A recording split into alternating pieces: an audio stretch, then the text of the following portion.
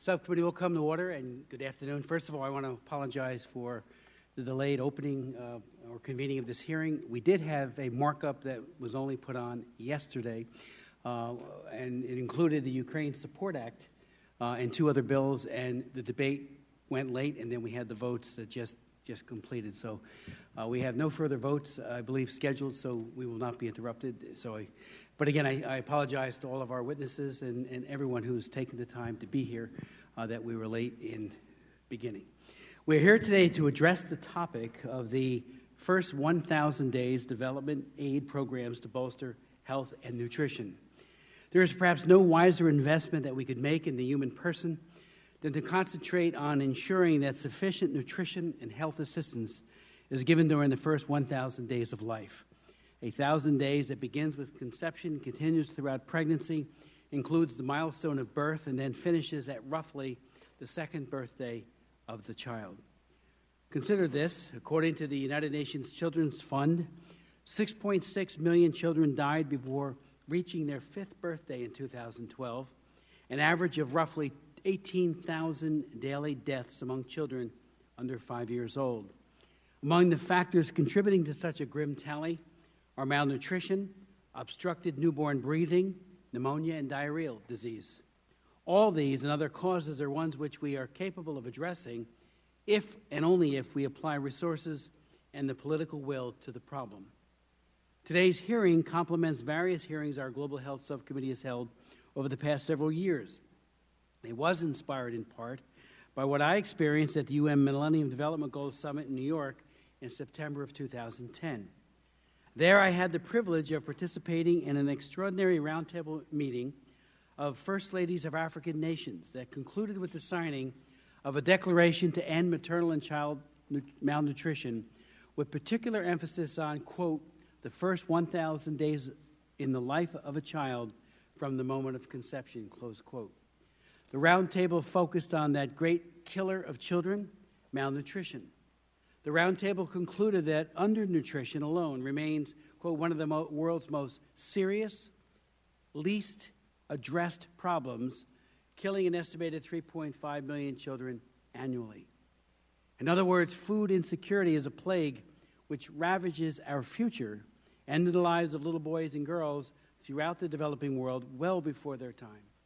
The roundtable also pointed out that 60% of the world's chronically hungry are women. According to the Global Alliance for Improved Nutrition, or GAIN, co-sponsor of the roundtable, and matter of fact, the folks that invited me to be there that day, malnutrition's most devastating impact is actually in the womb, often causing death or significant mental and physical disability to the precious life of an unborn child.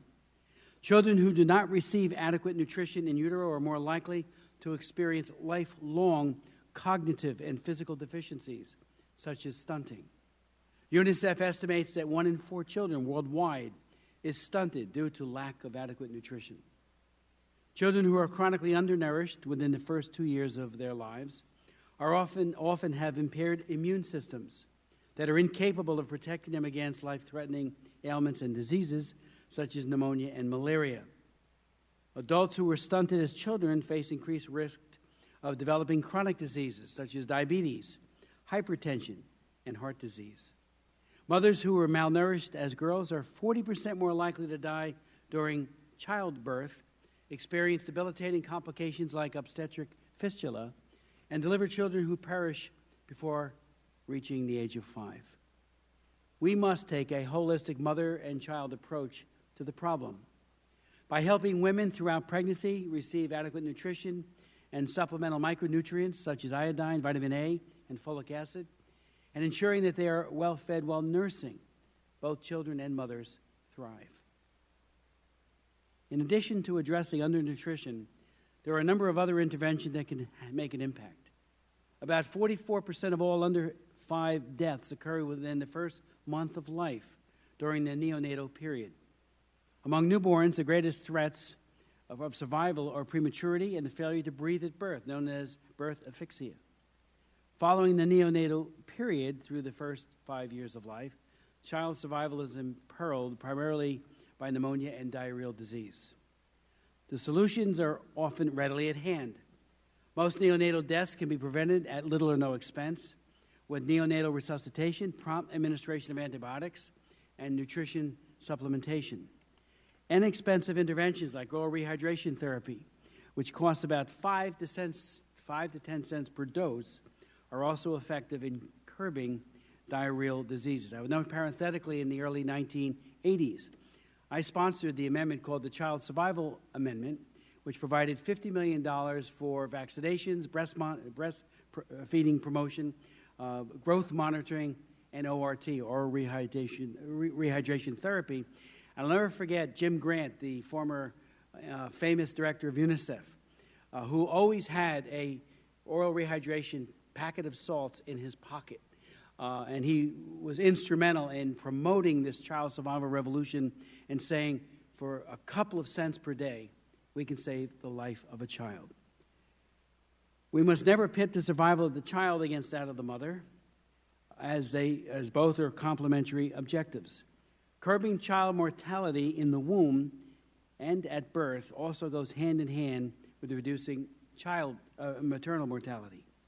Best practices to radically reduce maternal mortality can and must be life-affirming, protecting from harm both patients, the mother and the child in the womb.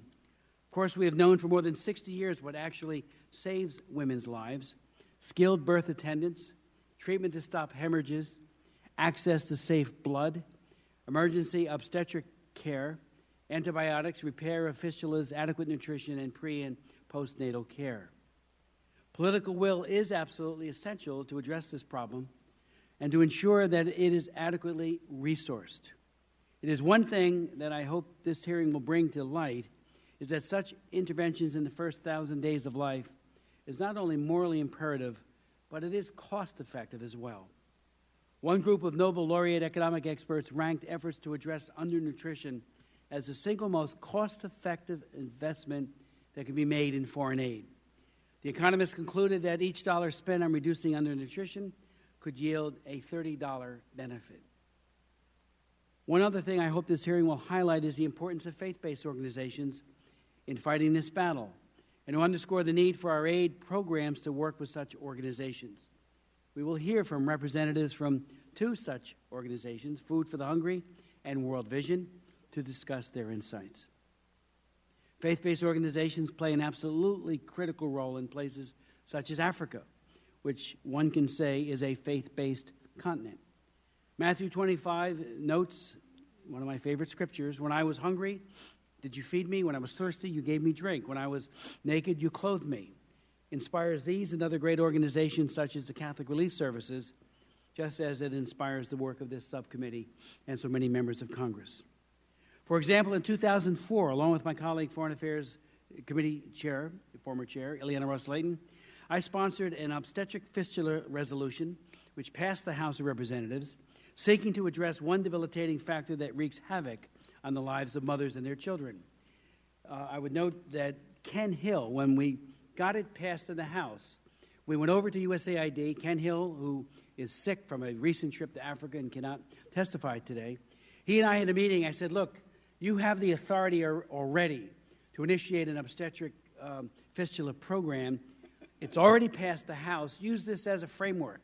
He did, and well over 20,000 women have had fistula repairs as the direct result of the USAID's program, which has been highly successful. The following year, after I offered that bill, I was able to amend the Foreign Relations Act to fund 12 centers in the developing world to treat and prevent obstetric fistula, as well as to provide funding for skilled birth attendants. Importantly, I was also able to remove restrictive language from the original bill that would have prevented faith-based hospitals in the developing world from receiving such funding. Again, I stress that these faith-based organizations are doing yeoman's work on the ground to address child and mother mortality, and they must be supported. In this Congress, I've introduced legislation, H.R. 3525, the International Hydrocephalus Treatment and Training Act.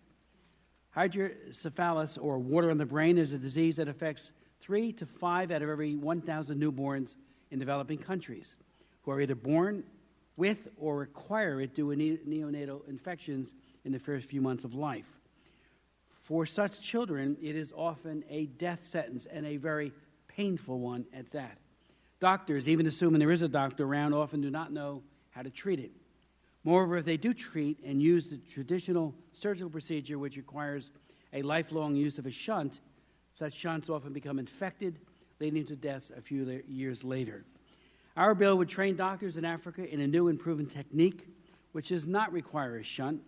It was developed by Dr. Benjamin Ware of Harvard, a noted neurosurgeon, and it's effective in at least 2/3 of the cases of infants with hydrocephalus.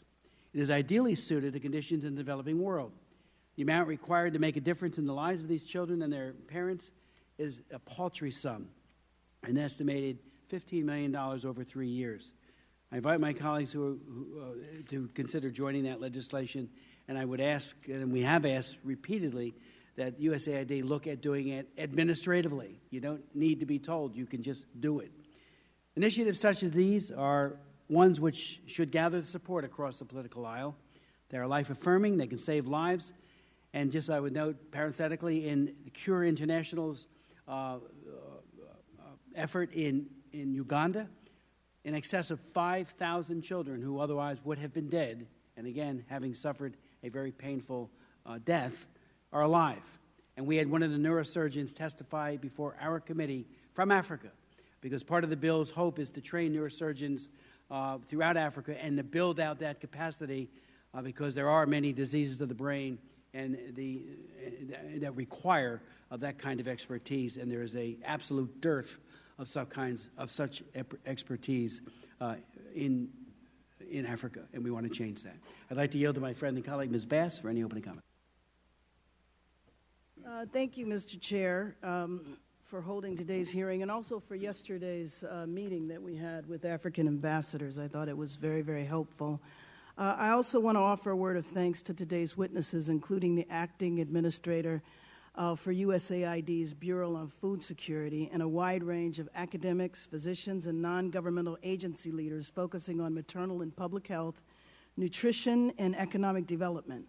I look forward to hearing perspectives from these expert panelists as it relates to the roles of maternal health, nutrition, and food security in ensuring the health of mothers and children in the first 1,000 days of life and beyond. As Chairman Smith has pointed out, the global scale of child mortality is staggering, with 6.6 million children dying before their 5th birthday in 2012 alone. While efforts to address this challenge have produced significant progress over the past 2 decades, critical work remains to be done. This is particularly evident in sub-Saharan African nations where progress in the reduction of childhood deaths has shown the least progress. The good news is that sub-Saharan Africa's progress in curbing childhood deaths related to infectious ailments are less prominent due to expanded immunization programs and increased success in the prevention of diarrhea and malaria. However, the issues of poverty, inadequate access to health care for expectant mothers and their children, and undernutrition continue to sustain high rates of childhood death continent-wide. This phenomenon is particularly pronounced in Central and West Africa, the region which accounts for the majority of childhood deaths on the continent. Women in the Central and West African region face the highest risk of maternal mortality, and children in the region are also impacted by the high prevalence of stunted growth. While serious challenges remain, I applaud international efforts to curb childhood mortality, including the UN Millennium Development Goals related to improving maternal and child health. I also recognize the critical contributions of several of the United Nations' largest collaborative efforts, including the Scaling Up Nutrition Movement, the Zero Hunger Challenge, and the Global Action Plan for the Prevention of Pneumonia and Diarrhea. As we prepare to hear from today's witnesses, I hope we can learn critical lessons from their vast experiences and use them to increase support for the most effective measures of improving maternal and child health in the first 1,000 days of life. I would also hope that these lessons lead to the formulation of new ways to address the health concerns of mother and children, specifically in the sub-Saharan African region, where they are at greatest risk. As a former health care professional, I also know that there are several other contributing factors to maternal death, prematurity, and childhood death. And one of the factors that I'm very concerned about is child marriage, is girls having babies far too young, their bodies not being able to sustain a pregnancy, or them having consequences like fistula. The other issue that contributes to maternal death is the inability of many African women and other women in developing countries to have access to birth control so that they cannot control the spacing between their pregnancies. If you have too many pregnancies, deliver too many babies too early before the body has completely matured, you are at risk of maternal death, as well as you are an increased incidence of prematurity and contributes to the death before 1,000 days. So all of these issues I would appreciate hearing about from our witnesses today. Thank you. Ms. Bass, I'd like to now introduce our very distinguished first witness and thank her for being here and for her work, and that is Jada McKenna, who is Deputy Coordinator for Development for Feed the Future, the U.S. government's Global Hunger and Food Security Initiative, as well as the Acting Assistant to the Administrator in USAID's Bureau for Food Security. Ms. McKenna coordinates implementation of Feed the Future across the U.S. government, oversees its execution and reports on results, and leads engagement with external community to ensure that food security remains high on the development agenda. Ms. McKenna joined USAID in 2010. She previously held senior positions at the Bill and Melinda Gates Foundation, Monsanto, McKinsey & Company, and American Express, as well as GE.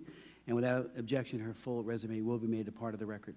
Ms. McKenna, the floor is yours. Thank you very much. Good afternoon. I am delighted to be here today to talk to you about USAID's nutrition efforts. I first want to recognize you for your strong leadership in addressing global child and maternal nutrition. We also recognize the 2013 congressional resolution put forward by Congresswoman Schultz and Congressman Diaz-Balart supporting U.S. government global nutrition efforts. As you've heard, at least 165 million children worldwide are stunted. Stunting limits the potentials of individuals, communities, and economies to grow and thrive, costing low and middle-income countries up to 8% of their economic growth potential. This is unacceptable. We have the tools and technologies to make a difference, and we are sharpening our focus to ensure a well-coordinated approach to reach our goals of reducing extreme poverty and hunger. And we are doing so with a particular focus on the 1,000-day window from pregnancy to a child's second birthday, which is critical to ending preventable child and maternal deaths. Thanks in large part to new evidence that has deepened our understanding about the importance of nutrition in early life, nutrition has been the focus of recent and unprecedented global attention. Now is the time to continue this prioritization and to fuel the tremendous momentum of just the past few years. This momentum includes major developments such as the launch of a platform known as the Scaling Up Nutrition, or SUN.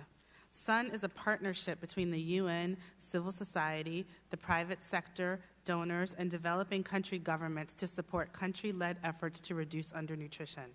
Since its launch in 2010, 47 countries have joined, and USAID is proud to serve as a donor convener, providing focused support in 6 of those countries, as well as leadership at the global level. In 2010, the U.S. government and former Irish Foreign Minister Michael Martin launched 1,000 Days, a partnership of government, civil society, and the private sector to promote targeted action and investment in nutrition. The 1,000 Days partnership also supports SUN. Last June marked a banner moment for global nutrition. USAID was proud to join a Global Nutrition Summit in London in advance of the G8, where the U.S. government announced an anticipated $1 billion for direct nutrition interventions and $9 billion worth of attributed nutrition-sensitive investments from 2012 to 2014. We also signed the Nutrition for Growth Compact, which mobilized nutrition funding commitments from G8 donors and civil society, and reaffirmed our support of the World Health Assembly nutrition targets for reducing undernutrition by 2025 for women and children, including a 40% reduction in stunting. USAID is taking a strong leadership role in these international efforts, both within the U.S. government and at the global level. We are taking an evidence-based approach to inform and improve our programming, including taking into account updated research, analysis, and recommended interventions and approaches featured in the landmark June 2013 Lancet series on maternal and child nutrition. USAID promotes nutrition through the Feed the Future and Global Health Interagency initiatives, the Food for Peace development and emergency programs, and our humanitarian assistance efforts. Our goals are to reduce stunting by 20% in Feed the Future zones of influence and Food for Peace development programs, and where possible, to maintain global acute malnutrition rates below 15% in times of crisis. Led by USAID, the Presidential Feed the Future initiative addresses nutrition at the goal level and reduces undernutrition and hunger by improving access to nutrition services, clean water, and support for agriculture value chain activities that include nutrient-dense crops. And we are achieving impact. In 2013, Feed the Future, in collaboration with the Global Health Initiative, reached 12.5 million children with nutrition interventions.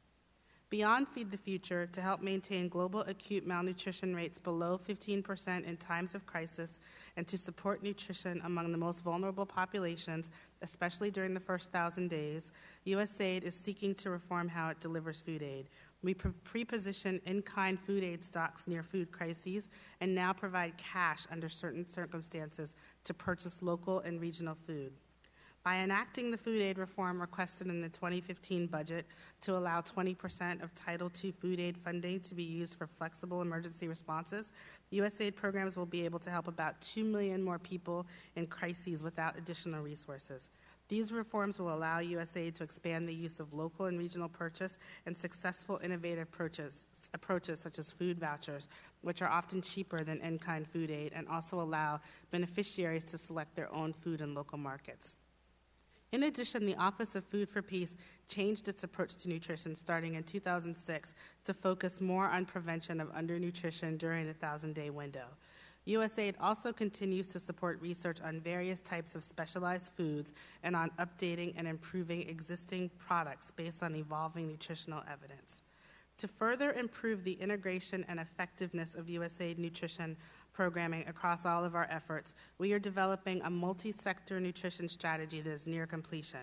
The USAID nutrition strategy addresses the underlying causes of poor nutrition by promoting the scale-up of proven, cost-effective nutrition interventions, including both nutrition-specific and nutrition-sensitive activities, and by linking nutrition investments in agriculture, food security, health, water, sanitation, and hygiene, as well as more humanitarian and development context, in a more integrated manner. The USAID nutrition strategy will enable us to address nutrition with more discipline than ever before.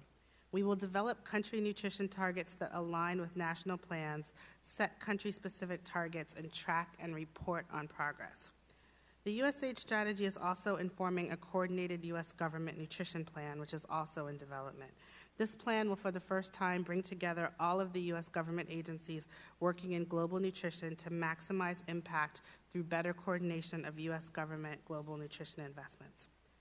Through our continued efforts to coordinate and integrate multi-sectoral programs across USAID offices and bureaus and strengthen program quality using new findings, we are better addressing the complex underlying causes of stunting. We are also making meaningful contributions toward achieving the World Health Assembly 2025 nutrition targets and reducing undernutrition during the first 1,000 days worldwide. I would like to thank Congress again for your leadership on this issue.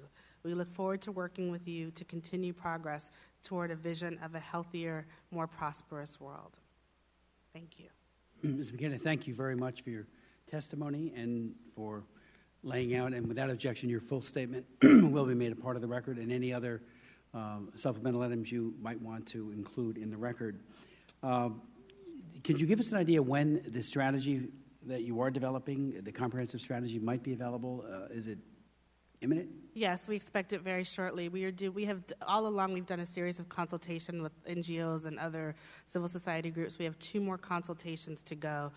You're likely to see something in the May-June timeframe. The collaboration and the support for faith-based organizations, particularly in Africa, which is a continent of faith. Yesterday at the closing with the ambassadors, I mentioned the importance of that.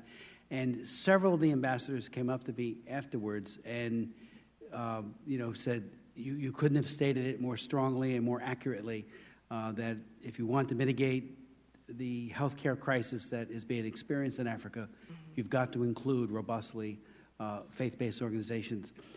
How do you go about doing that, like with World Vision and some of the other groups? So could you just perhaps provide us some insights? And is the trend line to do more of that or keep it the same or less? Faith-based organizations such as Catholic Relief Services, World Vision, ADRA are critical implementing partners for many of our efforts. We have long been working with them. And in fact, in areas such as family planning and mother-child health, they have been critical partners and critical to our success in working with that community. So we intend to continue the deep partnership and relationships that we've had with faith-based organizations, to expand them where appropriate, where the programming warrants it, and to continue that open and strong dialogue.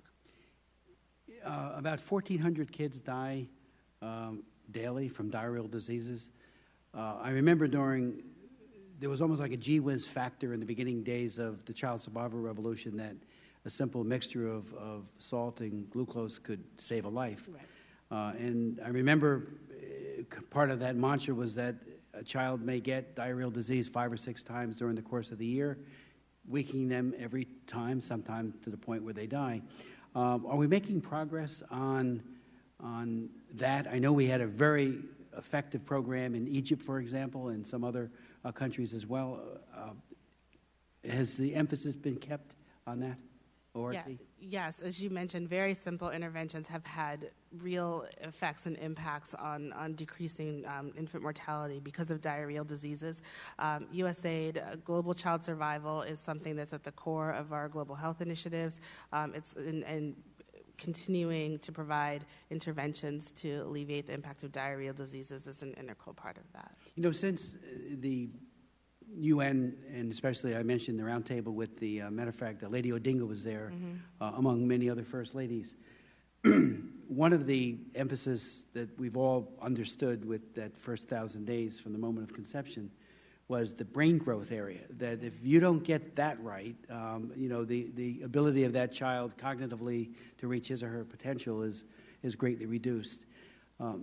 Are you finding a growing understanding of why this is so? Every dollar we spent in this area is a dollar that pays off in that child's life as he or she becomes adults, like few things that we could possibly do. Yeah, not only pays off, but stunting or the impacts on a child's growth of of decreased brain development, the child never recovers those gains and never recovers, and those are losses to society permanently. The Scaling Up Nutrition movement is a multi-sectoral, multi-partner movement that countries themselves have to encourage. So we're proud to say that over 47 countries have signed up as SUN countries, which means that they understand the importance of maternal and child nutrition and are committed to setting their own goals and targets and addressing it themselves with their own resources in partnership with local organizations, donors, and other partners. How many countries do we have an arrangement with? I was actually in Guatemala the week when USAID signed an agreement and, dedicated our resources to assisting them on the first 1,000 days. How many other countries do we have an arrangement with? So there are 6 countries where we are the lead donor partner in SUN, but we're active in SUN. We are part of the global convening for SUN. There are 19 Feed the Future focus countries. One of the top line goals in Feed the Future is a reduction in undernutrition. So in all 19 of those countries, you see focus both nutrition specific and nutrition sensitive programming. On top of that, our Global Health Initiative focuses on their additional set of countries where we target our nutrition funding. But because these investments, as you said, are so cost efficient and so impactful, we have really focused our funding on those countries where the burden is greatest because we want to bring these numbers down significantly. Thank you.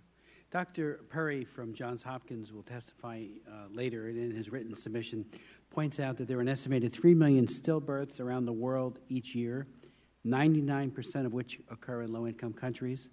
He also points out there are 3.8 million live-born children who die each year before the age of 2, and 3/4 of these deaths occur during the first month after birth. And then he bottom lines it and says the tragedy is that the great majority of these deaths can be readily prevented at low cost. Does that number comport with your understanding of what we're talking about in terms of the loss of life? And again, is there an understanding that with a little more oomph and effort, a lot of these lives could be saved? Yeah, we'd have to get back to you to confirm the exact numbers, but we agree. There is an understanding that very simple interventions such as immediate and exclusive breastfeeding from birth can have a big impact and prevent the loss of life in the early days. During the war in El Salvador, when the FMLN and the government were at great odds and there was a war, Napoleon Duarte, then the president of El Salvador, negotiated a ceasefire, a day of tranquility, as they called it, to vaccinate the children against the leading killers of children. And I traveled down myself with Jim Grant and others from UNICEF. And one of the biggest takeaways, and that was in the early 80s, that I got from that, was the importance of the pulpit.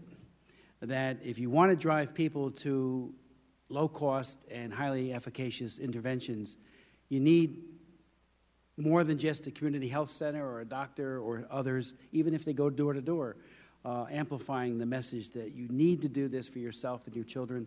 Do you find that USAID, again, working with faith-based groups, are able to effectively utilize that venue to get the message out? Because one of the things, again, with vaccinations was coming back for that second shot after the child developed a fever and they thought, oh, wait, this isn't what I bargained for. No, that's part of what happens in a small percentage of those who get a vaccination. Many of the solutions to these are simple behavior changes, and as we know from our personal lives, behavior change is something that's very difficult to do, and so you have to go and work with organizations and people and institutions that people trust, and oftentimes, as you said, that does include their ministers and their church community. So working with them, bringing them into the coalition, and training with them remains an integral part of what we do.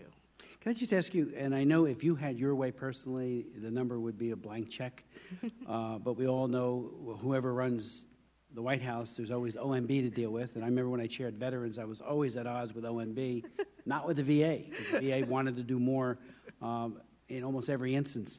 But there is a proposed 2015 cut of about 12%, and maybe we're misreading it, but in nutrition programs, and I'm wondering, is it found somewhere else in the budget, or is this just some reality that we have to deal with here and look to up it?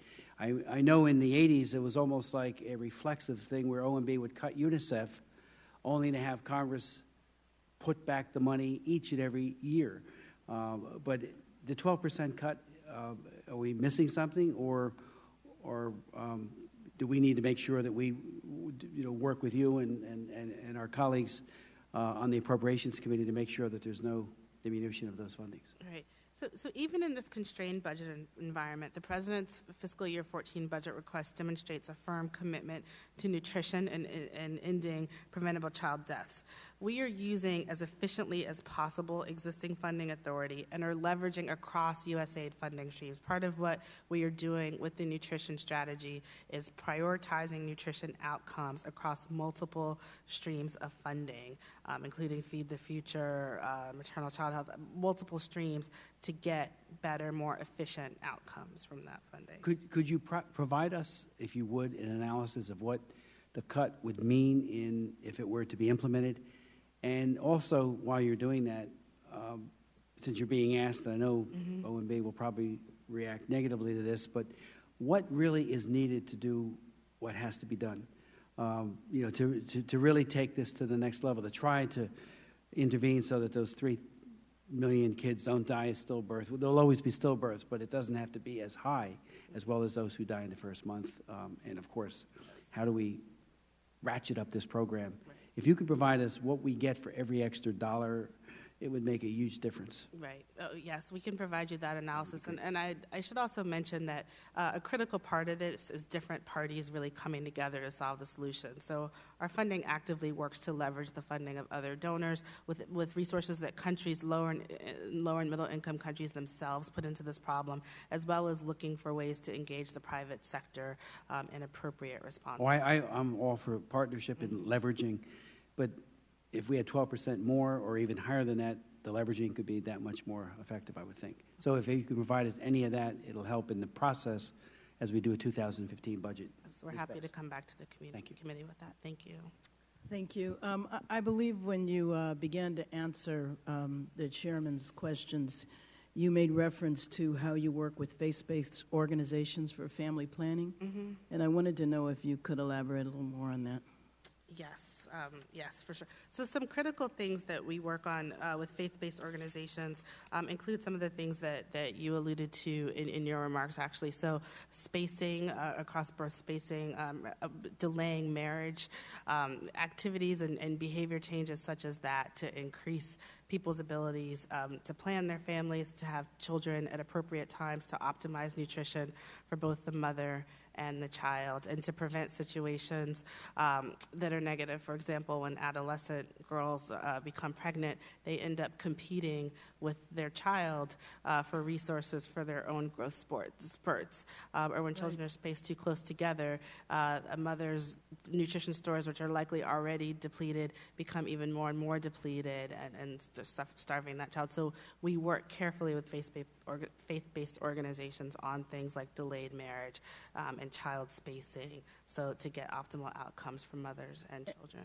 And how do they go about their work, both the faith-based as well as the secular organizations? How do they go about their work in a village in regard to family planning? Do they distribute birth control? Is it education? What specifically do they do? So I think a lot of it is education, distributing information about different behavior change, giving advice on different practices, things such as that.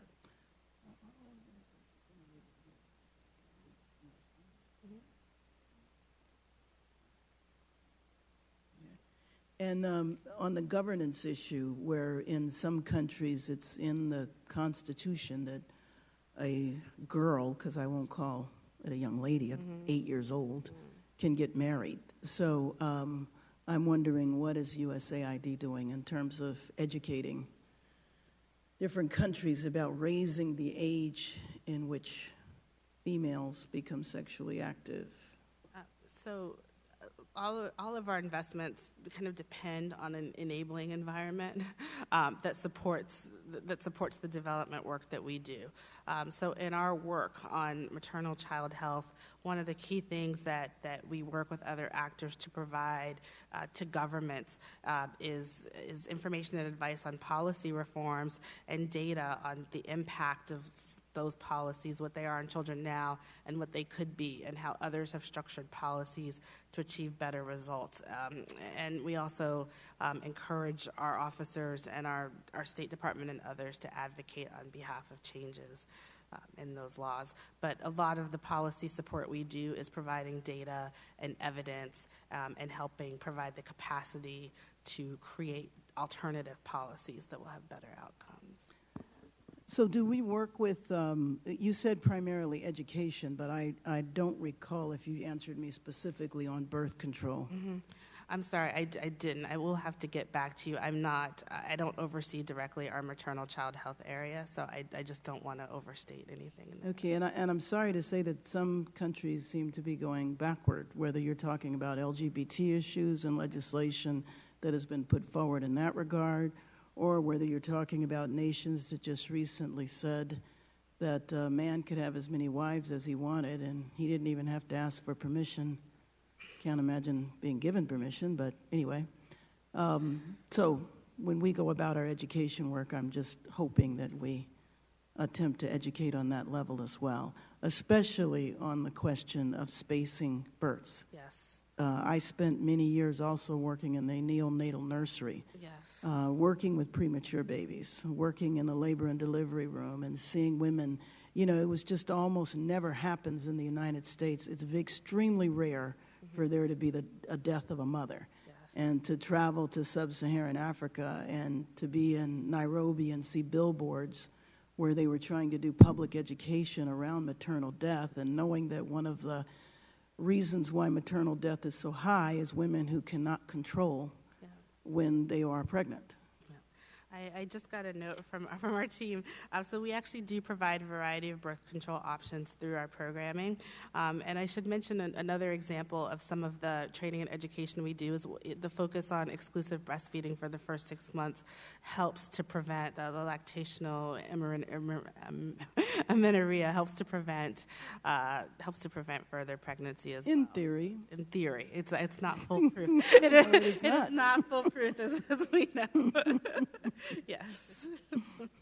But we do provide birth control. We do provide a variety of. And are we prohibited by any age, especially considering that the age of sexual activity, it can be very young? Do we have any prohibitions on when birth control can be distributed? Yeah, so that's a good question. We'll have to get back to you.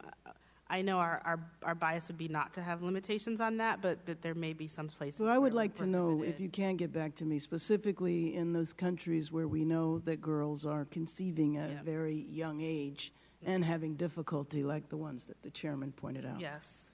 Thank you very much. Thank you. Just one concluding question.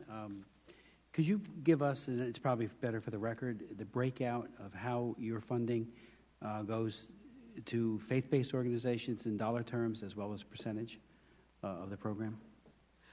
We will look to get that to you for the record. One of the things I should point out, one of the limitations that we've had on pulling that data in the past is that there are cases where those organizations are the official grantees, but in many cases they're also sub-grantees.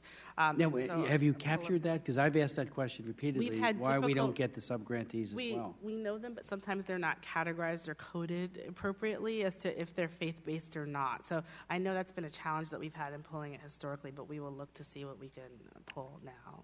Thank you. And some of the other members who would have been here an hour and a half ago had we not had the votes, and we'll have some questions, I'm sure, that they want to submit for the record. Okay. And I have a few extras, too. We understand, and we're happy to do that. Thank you very much. Thank you very much, Ms. McKenna. I'd like to now invite our second panel, beginning first with Lisa Boss from World Vision, Senior Policy Advisor for Health, Education, Water, Sanitation, and Hygiene at World Vision.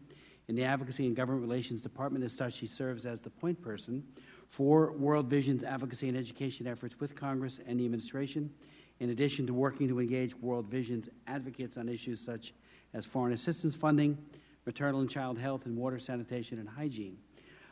Ms. Boss spent nearly 9 years as legislative staff in the U.S. House of Representatives.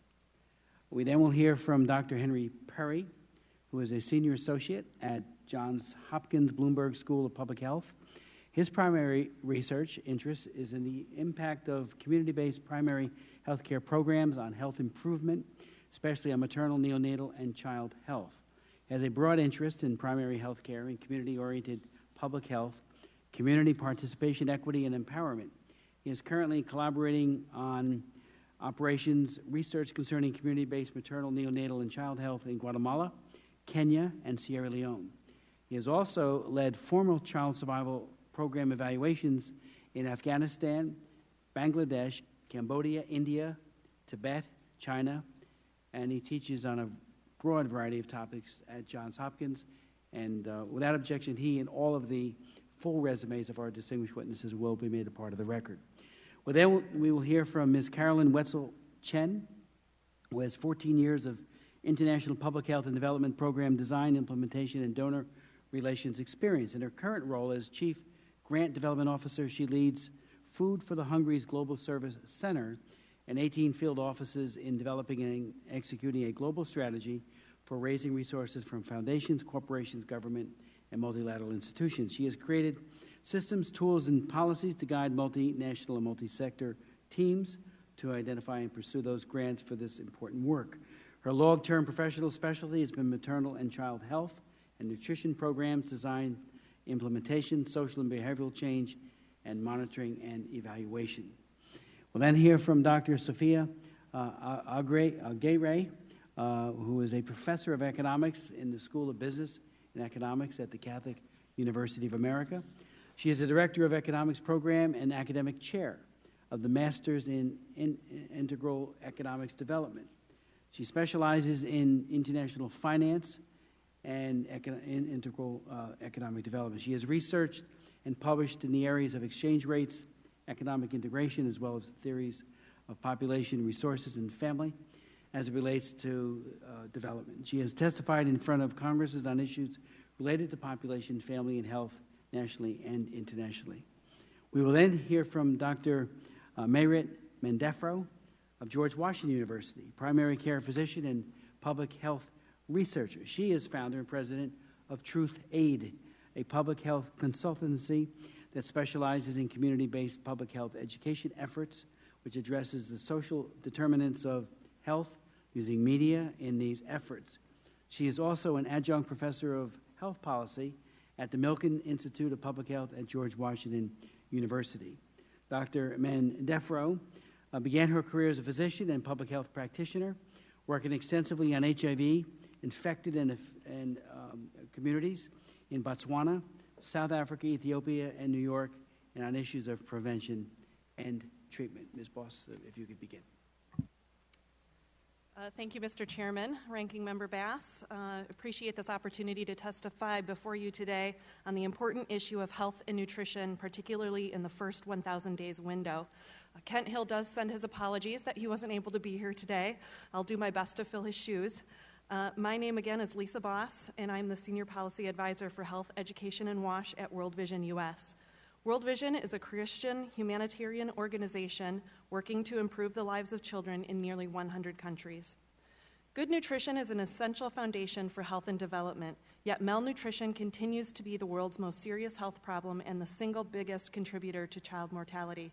As one of the world's largest private humanitarian organizations, World Vision recognizes that addressing malnutrition is essential to improving maternal and child health, and so we have made it a top priority in our work.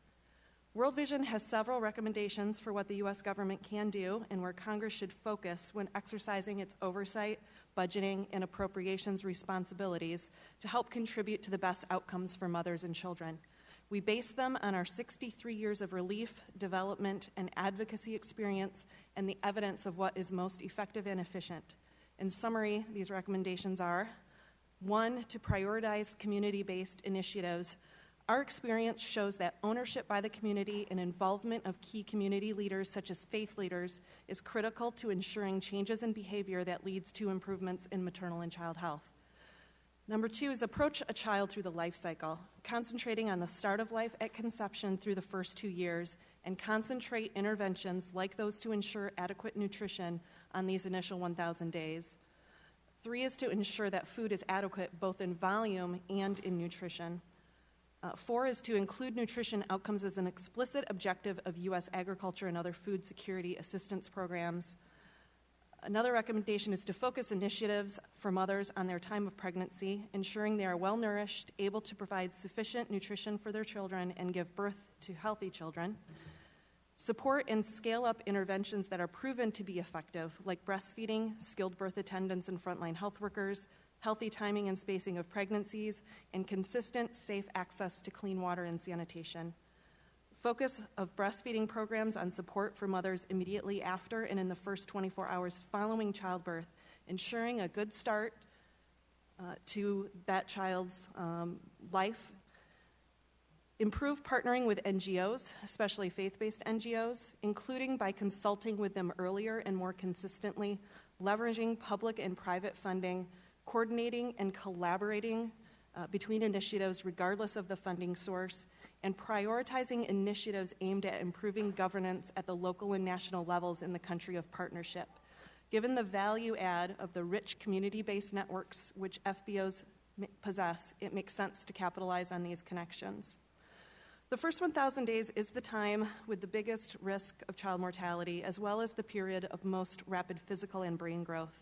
Exposure to chronic malnutrition during this critical window can result in stunting, which leads to impaired brain development, robbing a child of the ability to reach his or her full potential. There is strong evidence of the correlation between malnutrition and stunting and long-term health and individual earning capacity. Therefore, it is critical that children receive good nutrition within this window. Interventions that prevent undernutrition during this time can be much more effective than those that target children who are already undernourished, and prevention is at the core of all of World Vision's work in health, nutrition, and food security. Breastfeeding is at the core of preventing undernutrition and malnutrition in children. There are challenges with breastfeeding programs, however, as critical factors come into play which impact a mother's ability to breastfeed her child until the critical age of 2. For example, if a mother becomes pregnant again, she may prematurely stop breastfeeding, often leading to significant malnutrition in that child.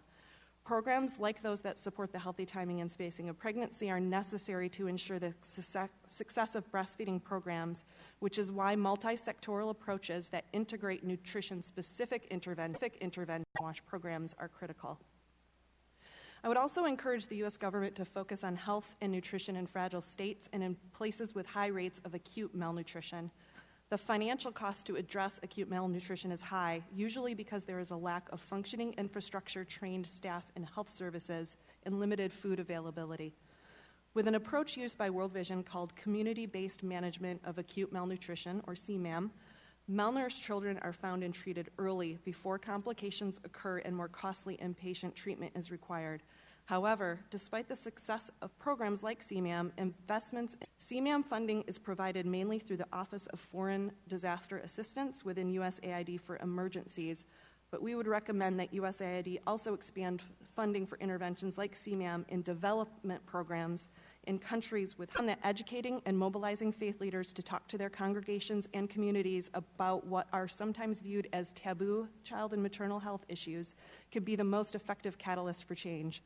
The U.S. government must continue to engage deeply with nutrition in the first 1,000 days of life. Allow me to express my deep appreciation to the U.S. Congress, who has consistently shown compassion and wisdom in addressing health concerns in the developing world and in fragile states. There's much more to do. Ken Hill, I hope is he okay? I know he was very sick from his trip. He is. He's working on recovering at home. Okay, thank you. Dr. Perry.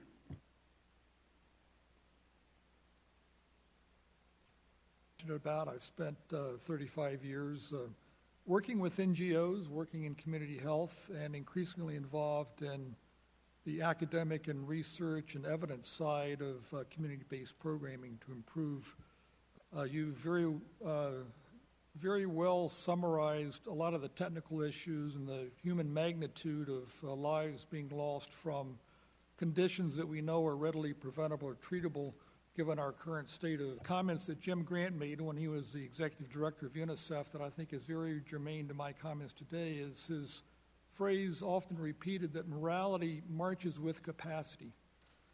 And even though we've made tremendous towards that goal, the fact that 6.6 million children are still dying and 300,000 mothers are still dying, mostly from readily preventable, treatable conditions, is a point of great under ideal circumstances. The evidence, the scientific evidence is there that all of these things are highly effective. And I've listed these in my testimony. You've mentioned a number of them yourself. But interventions, they don't involve higher level health staff to carry out, but we still are needing the resources to apply the knowledge that we have to implement these interventions at scale in communities and countries with high mortality. For immunizations and vitamin A is below 60%. And in some cases, for example, exclusive breastfeeding or antibiotic treatment of pneumonia, we have levels of coverage that are on the order of 25 or 30%, that engages communities and uses community health workers to implement interventions that we know work and that we know that can be provided by these frontline health workers. We know there's an enormous trained staff, and we know that from those of us like yourself, Congressman Smith, who have been in rural areas, facilities are very few and far between, and for the foreseeable future, these facilities will not be readily available to people in order to deliver interventions that we know work. So we need the commitment to build a community-based delivery system for these interventions, and it's also essential that we work with community empowerment approaches and prevention of diarrhea in Mozambique that reached a population of 1.1 million people. And Food for the Hungry has been a pioneer of a very exciting approach to 12 volunteers every 2 weeks to learn health education messages and deliver those to the household. This approach was applied by World Relief in a rural part of Mozambique, 1.2. It was total health education, prevention of diarrhea, which is an important predictor of malnutrition, of course. And so we need to apply a lot of our knowledge that we have at scale, working with governments, using these various AID, Child Survival and Health Grants program that I've been connected to for a long time, has been instrumental in developing these approaches, and I think are vital for the success of the progress that can be made with our current know-how and expanding of available programming at very low cost. So I would like to share my thoughts about what the United States Congress could do to end preventable 75 countries where 98% of maternal and child deaths occur. The U.S. Congress should elevate U.S. government support for community health workers by insisting on funding child community. The faith-based community are an essential part of that. The U.S. Congress should call on the administration to draft a comprehensive health workforce strategy with the focus on community health workers and other frontline-based NGOs, referred to as PVOs, private volunteer organizations, for 3 decades now. And these organizations have been leaders in and champions of community-based programming for maternal and child health in low-income. Continue in this role. The current levels of funding for maternal and child health programs, both to USAID and to UNICEF, need to be expanded, not cut. To not fully support these efforts and to cut funding for these programs would represent fully engaging the U.S. PVO community by providing major financial support to it for this effort will increase the quality of child survival programming around the world, promote innovation, expand community engagement. Ms. Wetzel Chen. Let me begin by thanking Chairman Smith and Ranking Member Bass for holding this important hearing. 8 years ago, when I was working in Mozambique, I remember the grandmother saying to me, "In what world do children not die?" And as that statement hit home to me, in what world do children not die? I thought, in my world. I was born in Clovis, California, because we have at hand the knowledge and the means to make poor child nutrition and child deaths not normal in communities like the one I visited in Mozambique.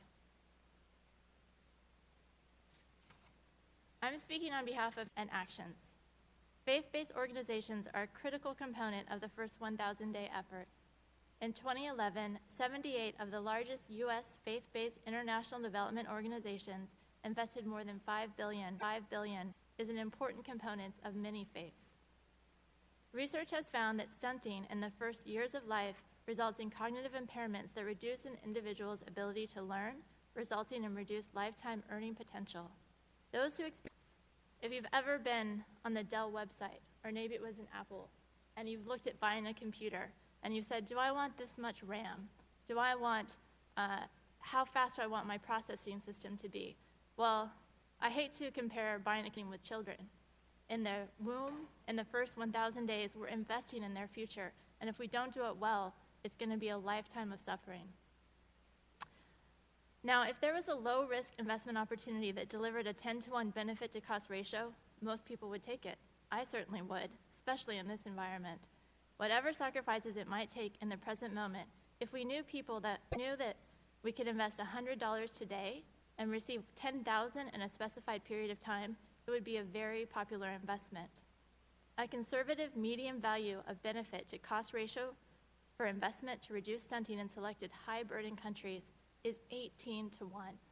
For every $1 invested to reduce stunting, an $18 return is estimated considering increased productivity, savings of resources, and increased earnings in the job market.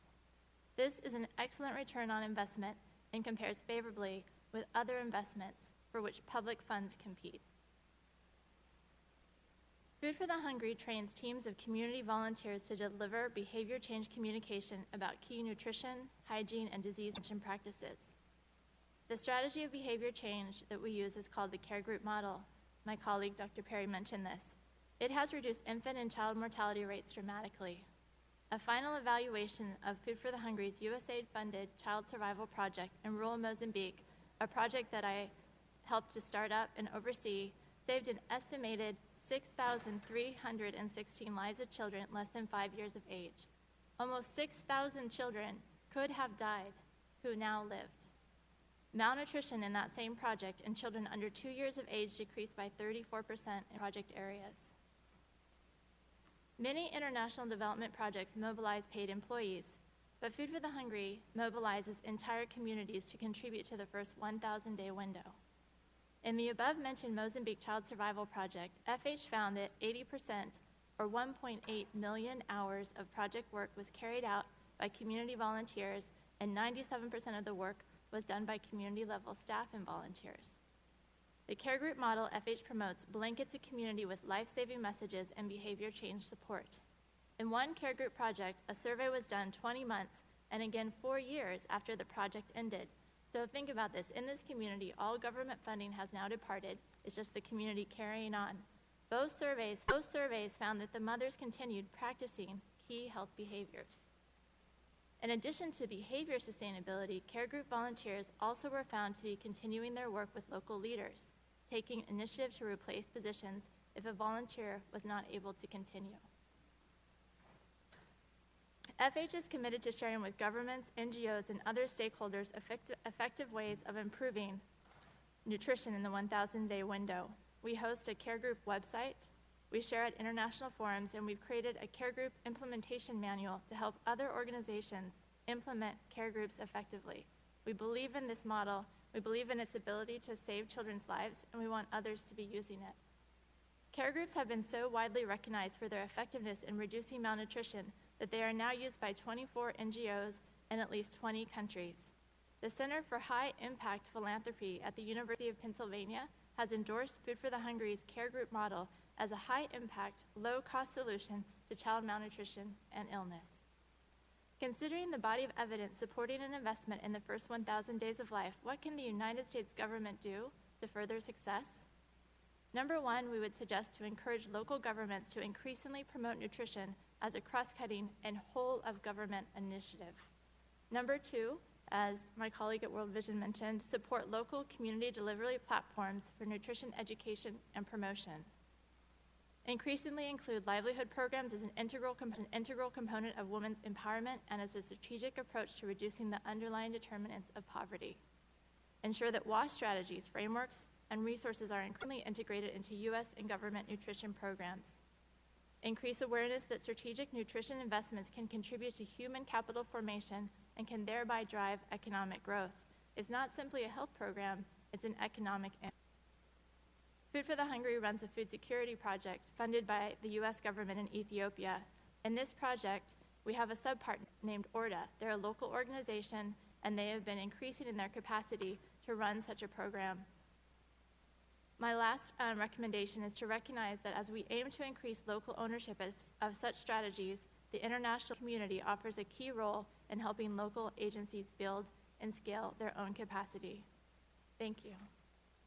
Thank you very much for your testimony. And again, in your written, more elaborate testimony, you just lay out so many good recommendations for this subcommittee to consider. And it must be very gratifying thinking that, you know, when you talked about Mozambique, 6,000 children who might otherwise not be here. I mean, all of you must have that sense of what you have done has had a profound impact. For your invitation to participate in this hearing. I submitted in my written reports all the necessary references to literature evidence for what I'm already submitted on writing. The first one is that the first 1,000 days of a person's life are well established in the literature as why it is important, because it affects the normal development of that individual for the rest of their lives. But I want to focus on something that shortchange a child for their income because they don't have enough to eat. Then the rest of his life or her life, as well as the whole community, is hampered. That's a high cost when it comes in terms of GDP, as well as of the cost of attending that person who is handicapped and could have been prevented from being there. Malnourishment in an infant or an expectant mother causes low birth weight and poor cognitive development, as it was mentioned before. That also means, therefore, lower productivity and hence it hampers development in the long run. These illnesses are not easily treated, as we know once occur.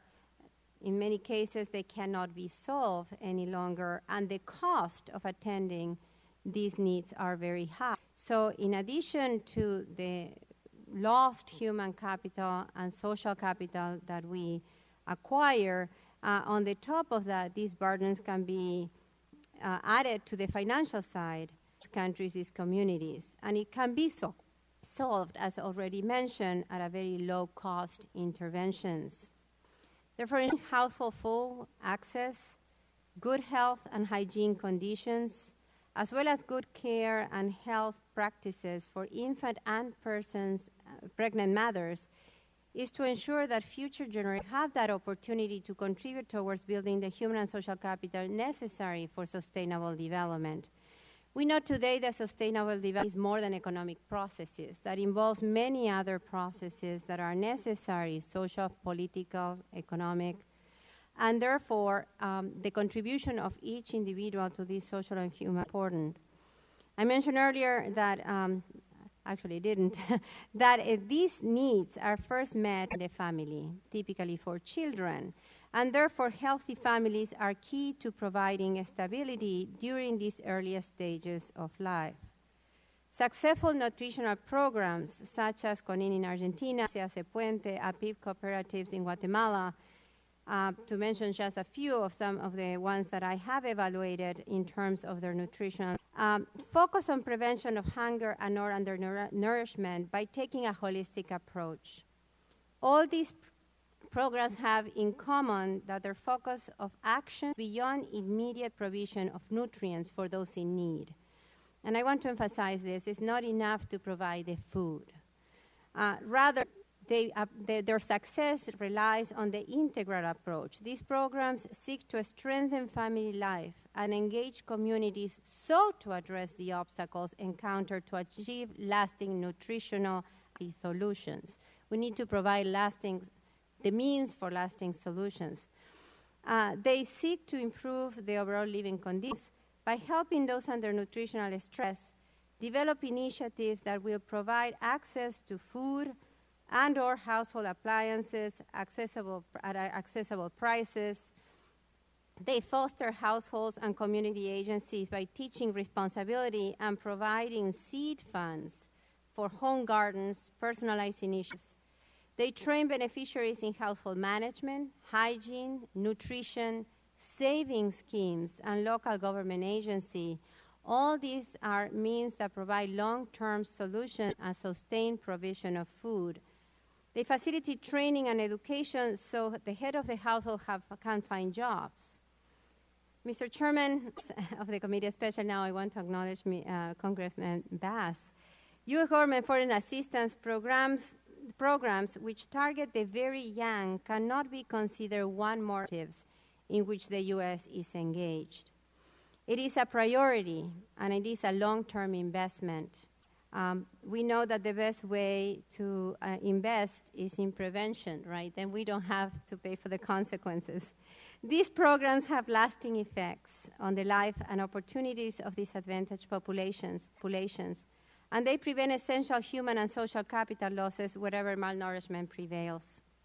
Because of the lasting impact infant malnutrition brings, identifying strategies that go beyond the mere provision of food to families, but take an integral and holistic approach and places the family at the center of these solutions is possible. Thank you again for inviting me to testify today. Thank you very much, Doctor, for your testimony. And without objection, since you had additional comments, they will be made a part of the record, as well as everybody else's full statement. I'd like to now welcome our final witness, Dr. Mandefo. I'm delighted to be providing remarks today, and I want to commend both you, Chairman Smith, and Ranking Member Bass, for shining a light on a very important topic, child survival and maternal health. The public health components of our foreign assistance programs are the most leveraged commitments we can make to advance the well-being of communities around the world. And we know from scientific data and practical experience that the underlying social conditions provide the foundation for realizing the physical, mental, and social well-being of all, especially children. As we think about the first 1,000 days of a child's life, beginning in pregnancy, we know that the launch conditions, in my field we call these the social determinants, materially impact child survival and maternal health. Dr. Perry Klass recently wrote in the New York Times about poverty as a childhood disease. I could not agree more. My own work has brought me to clinics in Addis Ababa, Ethiopia, and the South Bronx. I've personally seen the effects of poverty in a child's life and the ways in which it affects the entire family unit. The connection between the toxic levels of stress that poverty can cause and its debilitating effects in early childhood development is well studied in the scientific literature. We have seen the damaging effects that stress hormones can cause on brain and cognitive development. We have, to name just one specific example, exposure to excess levels of cortisol can permanently change the brain architecture of a developing child. The science is unequivocal on this point. Early childhood experiences of stress have a profound effect on the long-term health outcomes of children into their adult years. So now that we know more, we must do more. With more than 200 million children under 5 years of age that are not achieving their full development potential, we cannot afford to leave the discussion of improving the health of children to what they eat alone. We must also address the environments they are born into with clarity, courage, and accountable outcomes. These are the primary factors that ultimately determine health in their lives and their mothers. Of course, poverty is the primary target of our foreign assistance programs. So what, you may ask, does framing poverty as a childhood disease bring to the conversation of child survival and maternal health? First, it changes where we begin the conversation by highlighting the fact that feeding a child's mind is as important as feeding a child's body. Children need nurturing environments to thrive that take into account their emotional and cognitive development. The psychosocial development often left off the table in discussions about global child survival. This is harder to do when poverty is the differential. Second, given we know that child survival begins with maternal health, framing poverty as a childhood disease also calls into question the conditions under which pregnant mothers live and give birth. In other words, we pay insufficient attention to the prenatal and postpartum environment. We miss a huge opportunity to improve the lives of the very people we could help most. It turns out poverty is also a health hazard for adults. Early childhood experiences of stress have a profound effect on the long-term health outcomes of adults. According to one study, there is a 240% increase in hepatitis, a 250% increase in sexually transmitted diseases, a 260% increase in chronic obstructive pulmonary disease, and a 460% increase in depression. Those statistics are humbling. The connection between these outcomes is thought to be mediated by social, emotional, and cognitive impairment, as well as adoption of harmful health risk behaviors later in life. These harmful effects also affect pregnancy outcomes by increasing the likelihood of fetal death in pregnant women. In one study, researchers found a direct correlation, up to 80% increased risk of fetal death in pregnant women with the highest amount of exposures of toxic stress while they were children.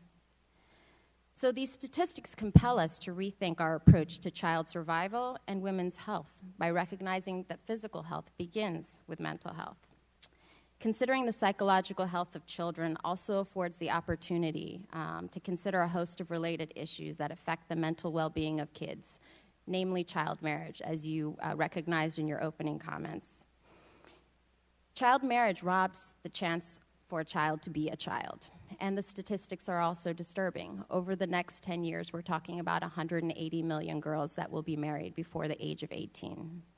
And often under violent conditions, we know this has direct health effects on both child survival issues, but also maternal mortality, as adolescent girls are the group most at risk to experience negative pregnancy outcomes. So in closing, I submit that as the 2015 deadline approaches for the Millennium Development Goals, perhaps the most impactful improvement we can make to improve the health of women and children around the world is including mental health in our post-2015 objectives and our discussions of child survival. Thank you for the opportunity. Thank you very much, Doctor, for your testimony and your recommendations as well. A question for everyone, and then I'll ask some to each of you, and then yield to my colleague, Ms. Bass. As I asked of USAID earlier, Ms. McKenna, there is a 12.2% cut in the line item for nutrition in the official presentation from the administration, from $115 million to $101 million. There's also been a cut of 19% in tuberculosis, $236 million to $191, and there's a discouraging trend line in some of these recommendations for the budget. Even vulnerable children is cut by 34%, from 22 million to 14.5. And I'm wondering, again, thankfully budgets are dynamic processes, and this isn't the bottom line. Hopefully it will ratchet up from this. But what would that kind of cut do to the work, especially sometimes, other countries and partners take their cue from us. If we put a de-emphasis on something, will they, in corresponding way, do the same? Especially when, as you spoke earlier about the ratios, 18 to 1, and some of those other very, very unbelievable ratios in terms of investments made and consequences gleaned. Also, if you could, constructively speaking, criticism is good. I'm sure Ms. Bass, we get it all the time, given the nature of our jobs. And frankly, sometimes when it is well-meaning and properly focused, it really does cause recalibrations and changes in behavior in Congress, as it should. Sometimes it's just negative. Anything positive and negatively you can suggest with regards to USAID, here's your chance if you could. I'm sure you convey it privately, but I do think, they're grown-ups. It's good for them to hear what's working, what's not, and any suggestions that you might have. You, Dr. Perry, had a number of them, and one of them was to draft a comprehensive health workforce strategy. I thought we tried to do that in PEPFAR. There was a very significant, capacity building component to that legislation, particularly the first bill that was signed. But it would appear we haven't done it, well enough. So maybe you want to elaborate on that. And you also said the U.S. Congress should elevate U.S. government support for community health workers by insisting on funding child survival carry out by community health workers. Don't we do that? Is that something we need to revisit? And if you could elaborate on that either in written form or even now on exactly how we might do that. Ms. Boss, you, again, from a faith-based perspective, do you find that World Vision is discriminated against at all, or are you fully accepted as partners in this very worthwhile endeavor? Ms. Wetzel, again, if you could speak to that as well, and do you utilize existing religious networks? Do you find it's good, the go-to group that's already in country, build on their capacity and their roots, if you will, particularly from the sustainability point of view. Once the money dries up or goes elsewhere, it's always nice to know the work continues. Dr. Perry, again, you obviously are well published, and I have to get that article that was mentioned earlier about that you wrote, or the op-ed. But the Lancet, I'll never forget this, back in 2008, and I read it, talked about and focused on undernutrition, and that if you didn't get it right in those first 2,000 days or so, what happens to that child is largely irreversible.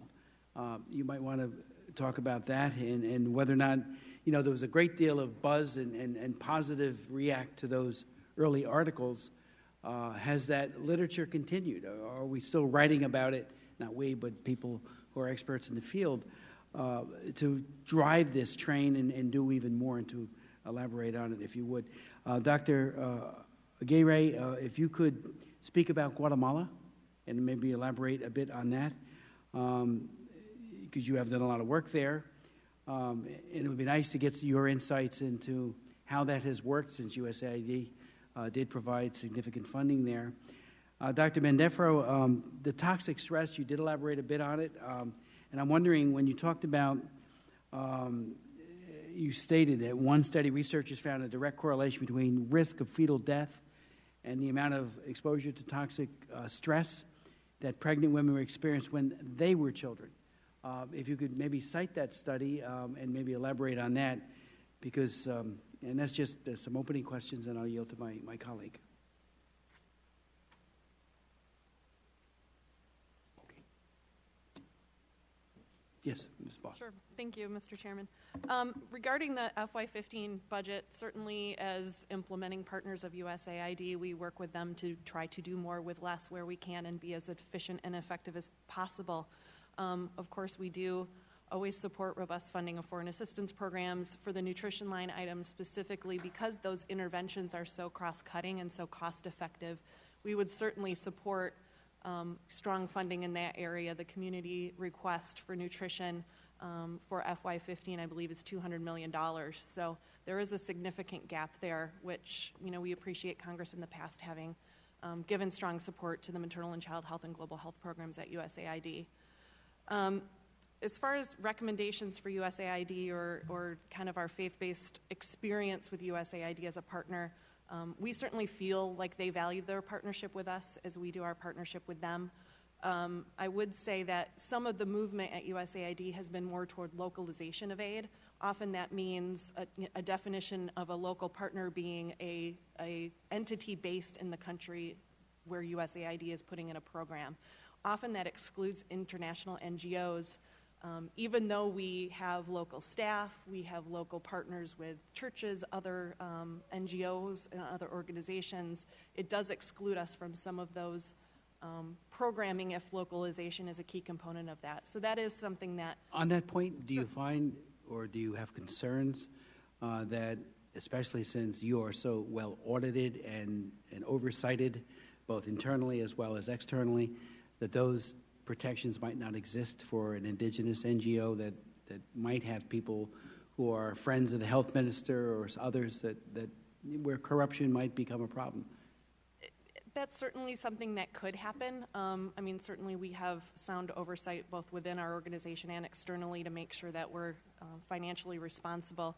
But really, at the end of the day, if the goal is to build up local capacity, faith-based organizations are so well suited to do that because we already work from a bottom-up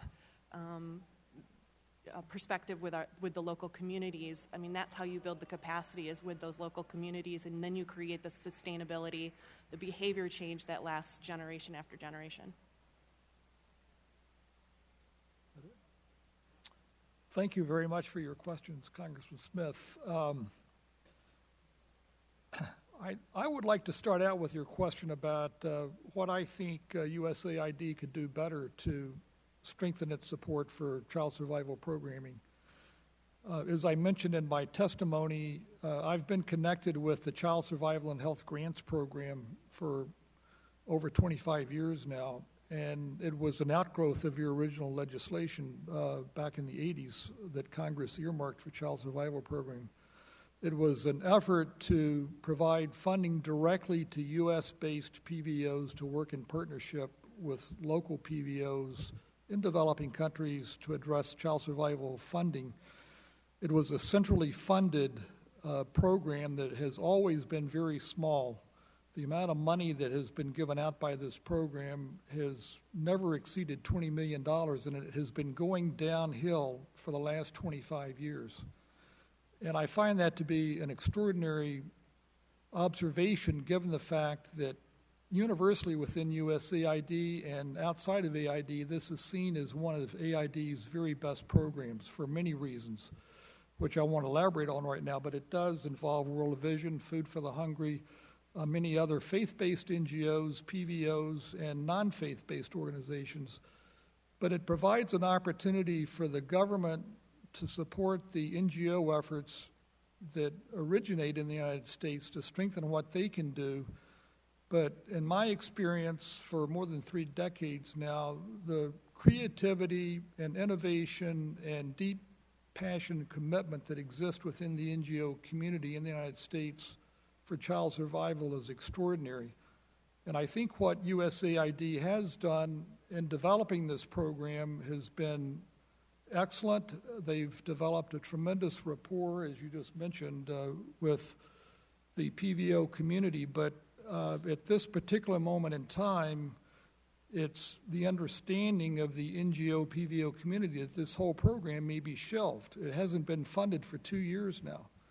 And I find this extraordinary, given the success, the demonstrated success of this program and what it's meant in terms of developing the kinds of approaches and programs that we feel are so important to move this agenda forward in nutrition and other aspects of child survival. So I'd like to make a passionate plea that the committee give special attention to ensuring in child survival funding that there is a serious effort made to engage the U.S. NGO, PVO community going forward and to greatly accelerate the amount of funding that has been made available to this program. I've asked over the years many times why this program has continually been cut back, and one of the answers that's been consistently given is exactly what Ms. Boss said a second ago, and that is that funding has been decentralized to the country level, so there's no money available at the central level to fund these kinds of programs. And this kind of funding is vital to engage the U.S. NGO community because frequently the U.S.-based NGO community within the country level doesn't have quite the same opportunity of operations that it does have by functioning as it has through the U.S. Child Survival and Health Grants Program for the last 25 years. So I hope I've made my point. On that point, if you could, again, how much is actually been spent? Not any for the last 2 years from that spigot? There have been no grants awarded by the United States Child Survival and Health Grants Program for the last 2 years, and there are none scheduled at the present time. Previously, the amount of funding was on the order of $20 million, and the project that I discussed that I evaluated with Food for the Hungry was funded through this mechanism, and I think it's a terribly important one for many reasons. And what would be an ideal amount, in your view? $200 million, minimum. Okay. So, your thoughts comport with Niels Dallaire, who used to be very active over at USAID during. Yes. I know he has been concerned, well, none of us want to see any lessening of the commitment to the HIV/AIDS, malaria, and tuberculosis efforts. We also don't want to see a crowding out of other worthwhile programs, robbing those in order to get to a critical mass. And PEPFAR certainly has been successful beyond our dreams in many, many ways, mother-to-child transmission and everything else, as well as ARVs. But it takes money to be successful. But that shouldn't mean that these other very important. So if you could give further thought, all of you, on, I mean, we will fight to try to get this. That's why we're having the hearing. It is about that first 1,000 days. And it seems to me that when you talk about Millennium Development Goals, which again will be the post-2015 goals, will come up with a whole new set. But the laggard has been child mortality. As one of you said, and I have to remember which, we should celebrate, I think, as you put it, was it you, I think, the success that's been made, but there's so much that we have not done as a world or as a country to try to mitigate the problem of child mortality that is right within our grasp. Right. So, 200 million, whatever you think, I mean, we need a sustainable and a very accurate number to fight for it. And I know that members of Congress are very, open to, and I know that because I talk to them about these issues all the time, to making sure we get it right. So that's why this hearing is being held, frankly. So I'll be happy to address your other questions, but I think Please I've taken more time than No, I should, so maybe we could. We'll get to everyone, if you don't mind. Yeah, so, I mean, you had some other questions about The Lancet study. about our support for community health worker programs and our comprehensive health workforce strategy, and also the issue about what's the current status of knowledge about undernutrition. So let me just very briefly make a comment about those. There have been programs supported by USAID that involve community health workers, but we're at a new stage where we need to professionalize our community health worker workforce, which has not happened before. There are going to be more and more interventions that can be provided at the community level, but we need to learn how to integrate these together in an effective system that can be sustained over time and that can be effective, and that is what we have not been funding so far. So we're going to continue to need to build a system, and it's an integral part of a health system strengthening approach. And in my experience, health system strengthening is being recognized more and more as an important area for our involvement. But too often, health system strengthening has been limited to services that take place at facilities without giving full recognition to the critical role of communities and community-based delivery in terms of improving population health. And it's not recognized by ministries of health still. It's an area that needs a lot of work and support.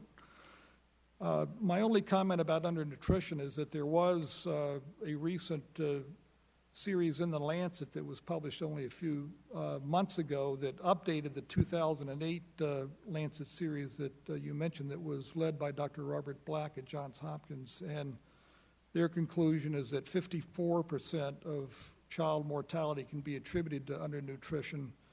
And in the 2008 version, I think they were seeing something like 38% or something like that. So, I mean, the science has continued to stress the importance of undernutrition as a fundamental part of improving mortality, reducing mortality, improving child survival in the first 1,000 days of life. The problem is that so much of our aid is focused on curative health systems and not driven down to the community with behavior change communication, hand washing, exclusive breastfeeding, very simple, low-cost things. These have not been given the kind of attention that other sort of medically oriented interventions have gotten in the past, and it takes a change of mindset that we're still struggling to bring about in the donor community. Without objection, the most recent Lancet studies that you mentioned by R.E. Black will be made a part of the record, and I thank you for reminding us that. Yeah. Very important. Dr. Wetzel-Chen. Thank you. First, responding to your question about recommendations for the U.S. government. For one thing, I would say we've really appreciated USAID's focus on improving their monitoring and evaluation. So for many years, we were doing programs. There wasn't a heavy focus or guidance put on how to do baseline surveys, how to do follow-up, so that it was unclear what was really working. So that support and initiative by the government is very helpful. Secondly, we have appreciated multi-sector and multi-year funding from the U.S. government. One of the programs that Food for the Hungry has been able to rely on over many years has been your food security programs. So those cover nutrition, but they also include agriculture, livelihoods, and they provide an excellent base for us to really make changes in the community. They are typically 5-year programs, and that is what is so key. When we are funded for 1 year or 3 years, it's very difficult to see behavior change happening and make an impact. So that long-term funding makes a world of difference. Another thing that we always face as a challenge is contextualizing our programs. So there's usually a push when once we're funded to start implementing right away and see impact. But what we need to do is step back and say, what are the specific barriers that are preventing what has worked maybe in other places from working here? And so allowing a lead time where we can do investigative work would be very helpful. DFID recently started doing programming slightly differently, where they would select an organization or a consortium, and then they would say, okay, you have 6 months to do studies and develop your full proposal.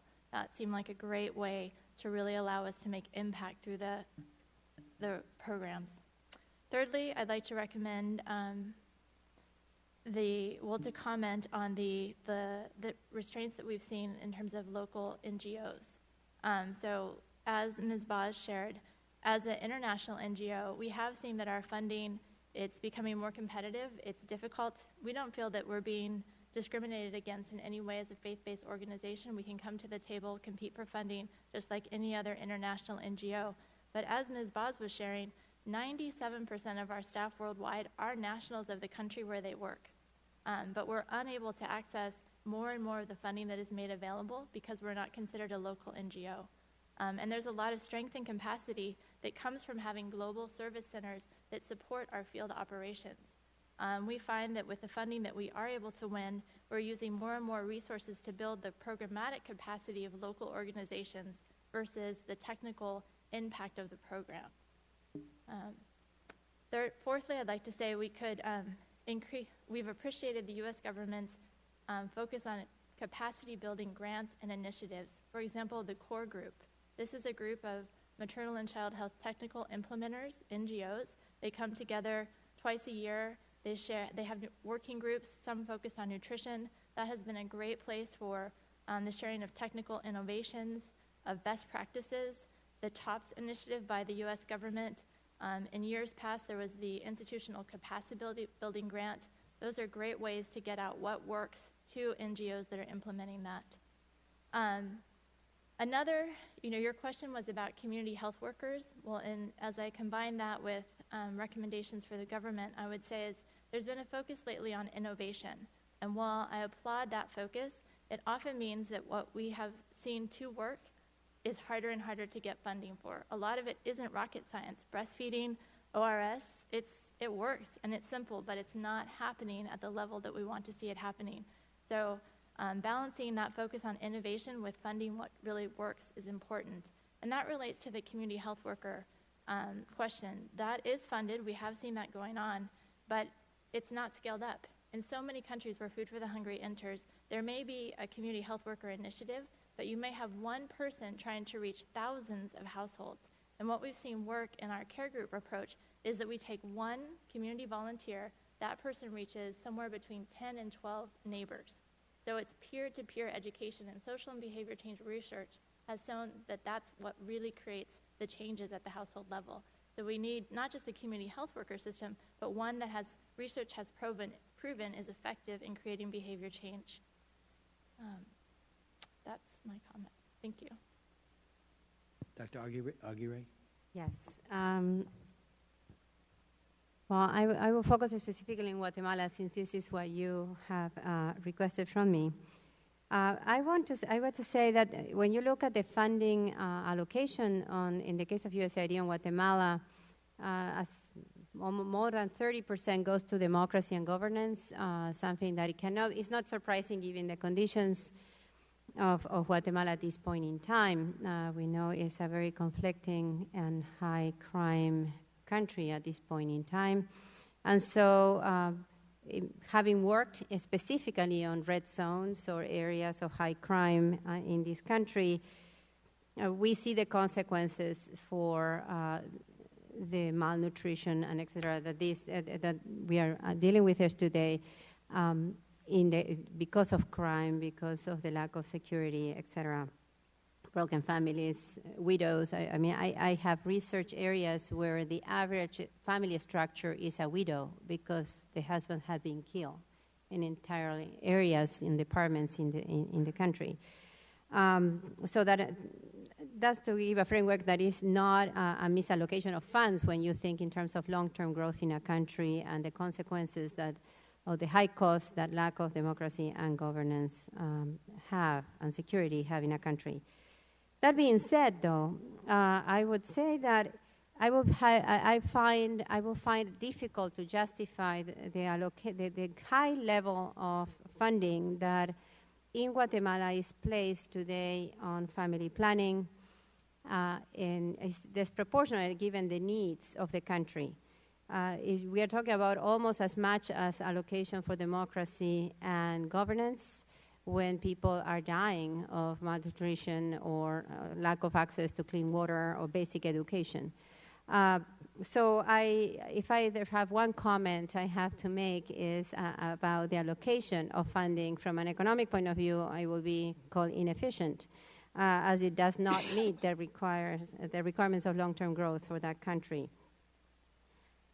Together with that, though, I was thinking other areas where I've seen very interesting work done, and USAID has been part of it, is the public-private initiatives that have been taking place in Guatemala. I've been working there for several years, and what I've seen specifically since 2007 has been a significant growth of public-private initiatives where USAID have played a good role in some aspects, for example, in the area of education, of agriculture, of HIV.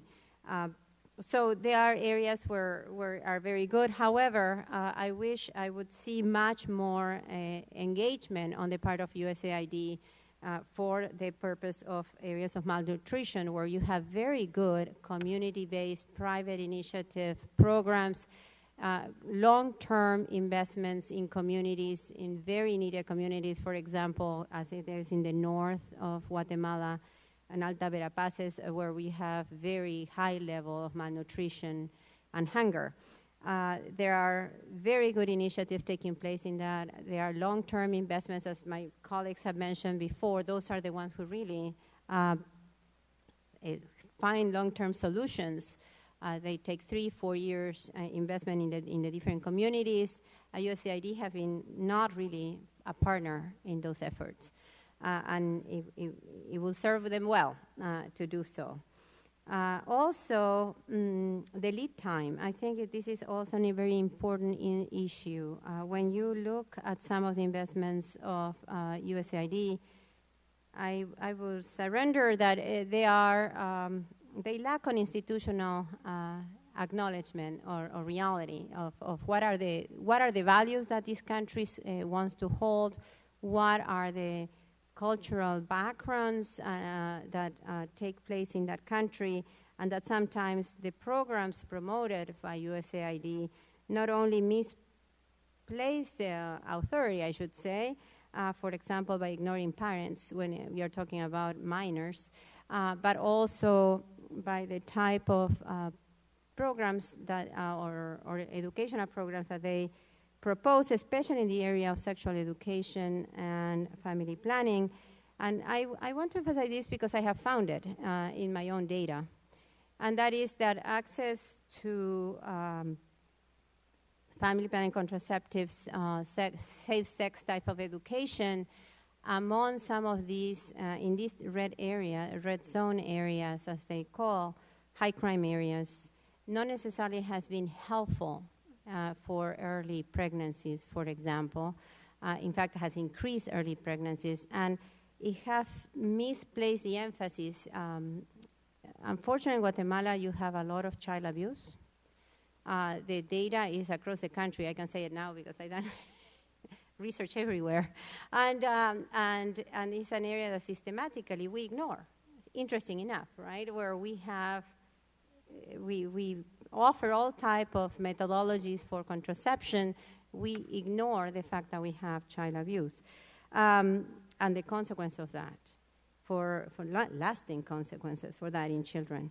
So there are some areas where I think USAID has done a fantastic job, and there are some areas where I'm greatly concerned because I really think it's a misuse of funds, especially when we are talking about cutting budgets. It might be worth it to take a serious revision, especially looking at the goals that they have proposed for the rest of from here to 2016, as per their report. Thank you. So at this point, I feel like I'm just echoing my colleagues, which I will do happily. But first of all, I could not agree with you more in terms of the child abuse statistics. They're really disheartening. And one thing that continues to amaze me in my work is wherever I go, across cultures, across race, across economic divides, the numbers are startling, and it's about 1 in 3.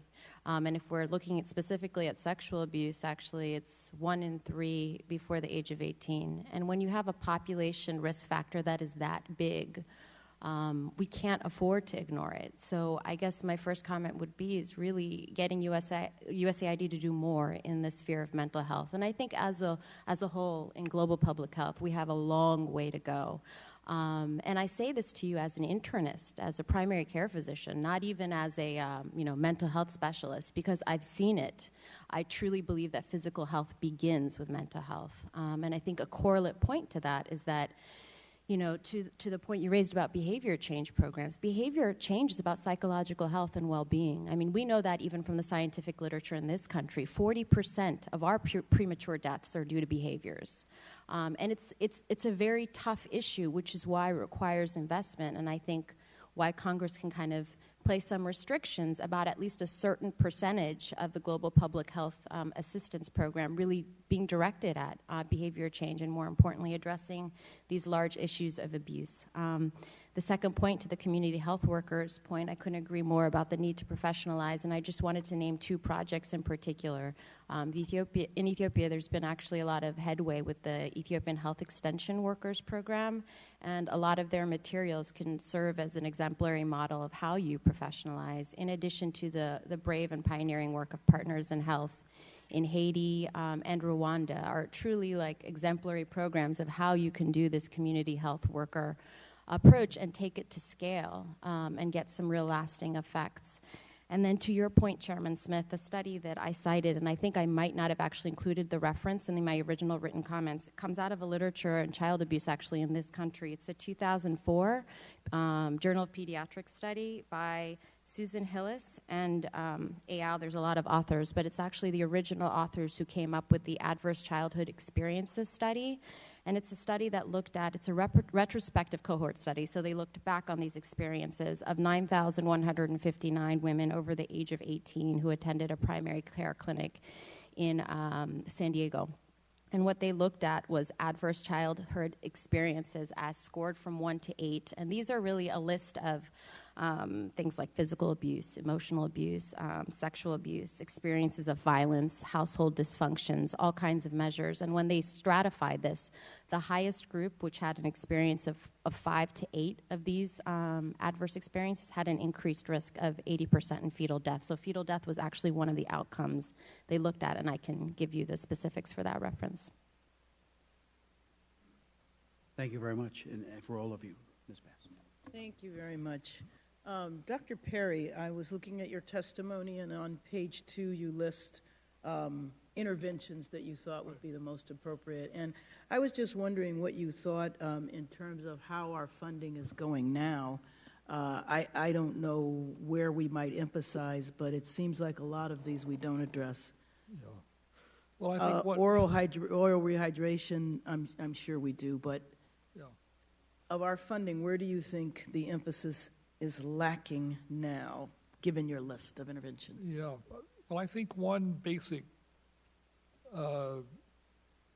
fundamental idea in all of this is that nutrition has not been given the level of funding that it should have, and I think there's a wide consensus of that, and that in fact is one of the highlights, I think, of the Lancet series, the Lancet Maternal and Child Nutrition series, both in 2008 and 2013, is that we do need stronger funding for nutrition programs, and so that's an important part of this.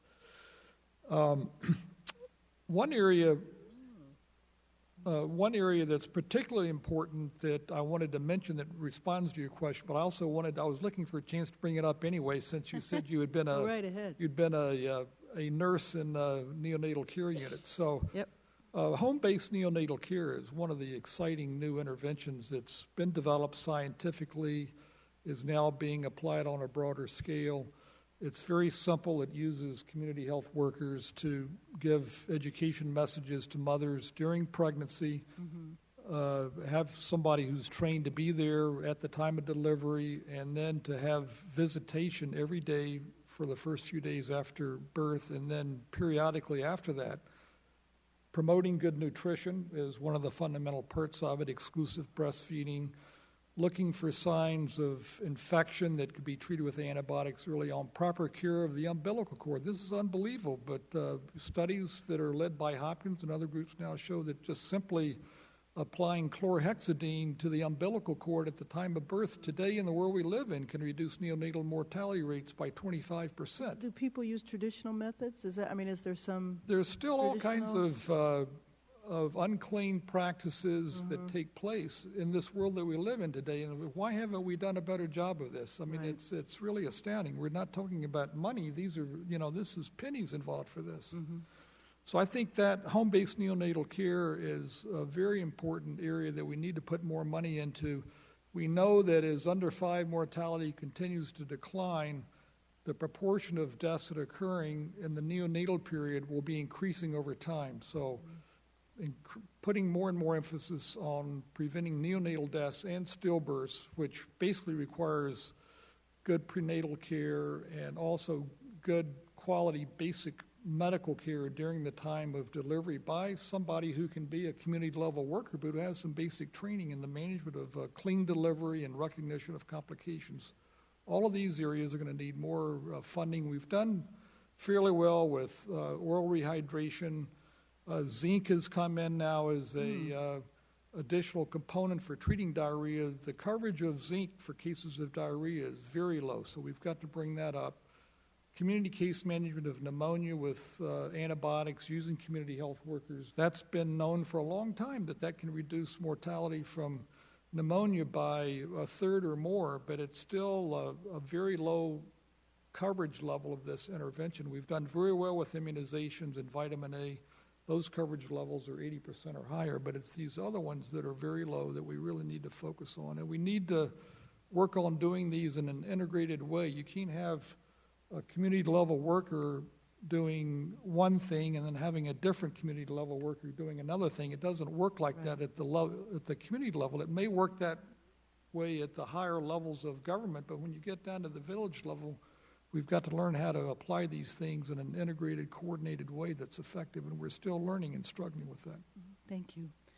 Dr. Aguirre, I was interested in what you were saying about family planning in the red zone and child abuse, and maybe you could connect that more for me. And when you're referring to child abuse, actually both of you, and I was wondering what you were talking about, what type of abuse, here, for example, the main reason why children are removed from home is actually neglect as opposed to physical abuse, but you both referred to child abuse, so I was wondering how you were defining it. Thank you very much, Congressman Bass. Two things I wanted to say. What I found in systematically in the studies I have done, specifically in red zones, but to some extent, red zones are high crime areas? High crime areas. Okay. High crime areas that unfortunately there are more that we like to see in Guatemala. Yeah. They are.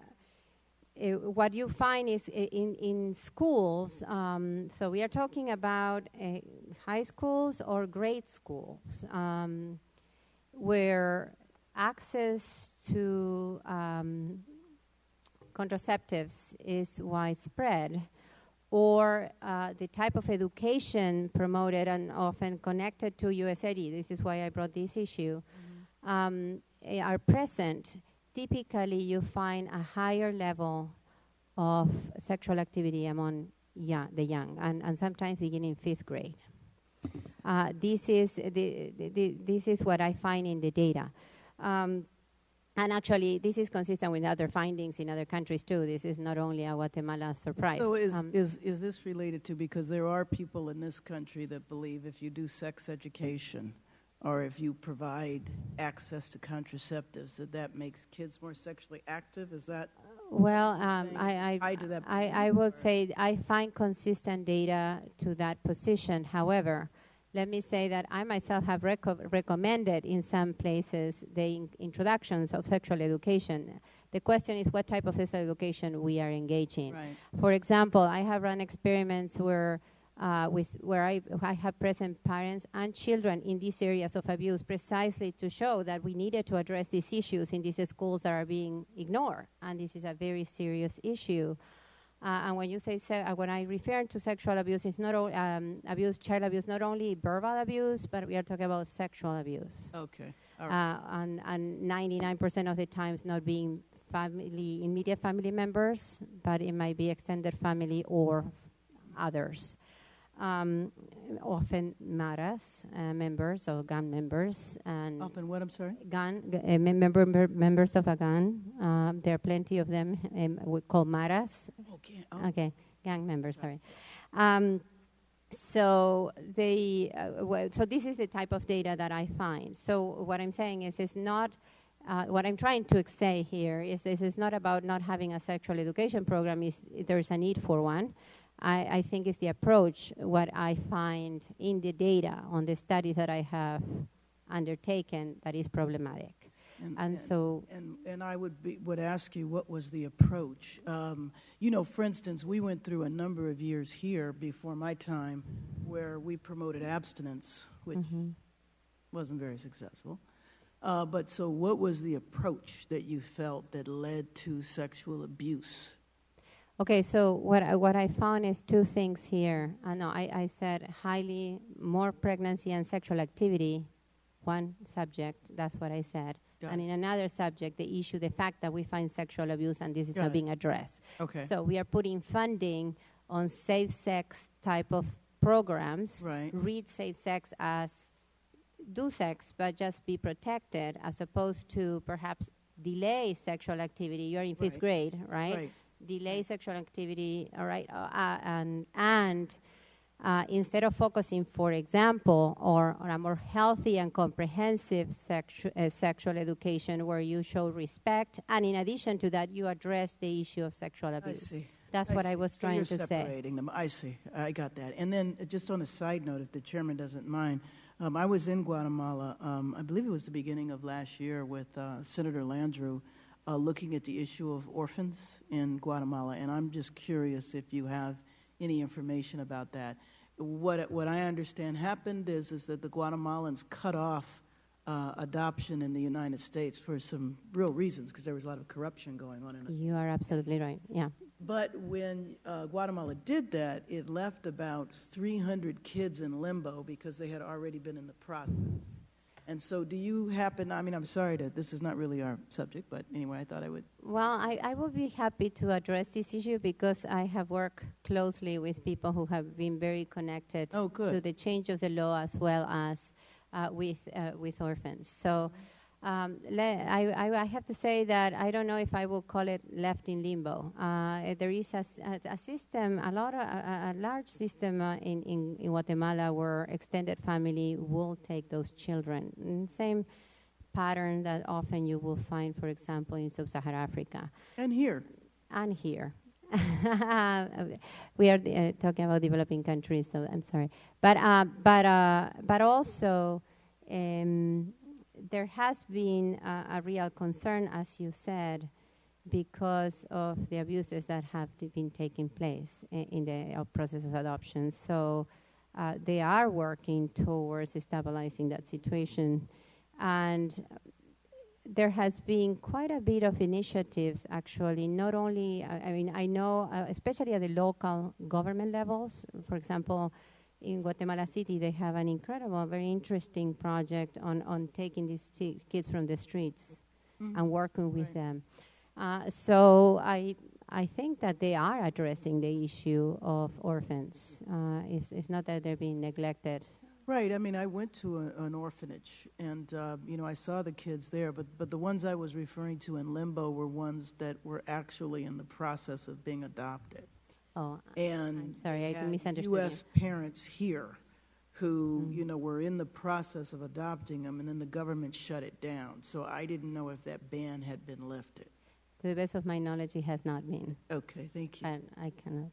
No, I appreciate that, and I'm sorry to put you on the Sorry, I spot there. But misunderstood. Dr. Mondefro, I wanted to ask you a couple of questions too. Dr. Perry recommended exclusive breastfeeding, which I certainly understand and would support. But I was just wondering, when you find the women who are undernourished, how does that work, actually? You know what I mean? And does that wind up compromising the woman's health? Or does her body protect her by not really producing? No, I mean, it's a problem, right? This is why child health must begin with maternal health.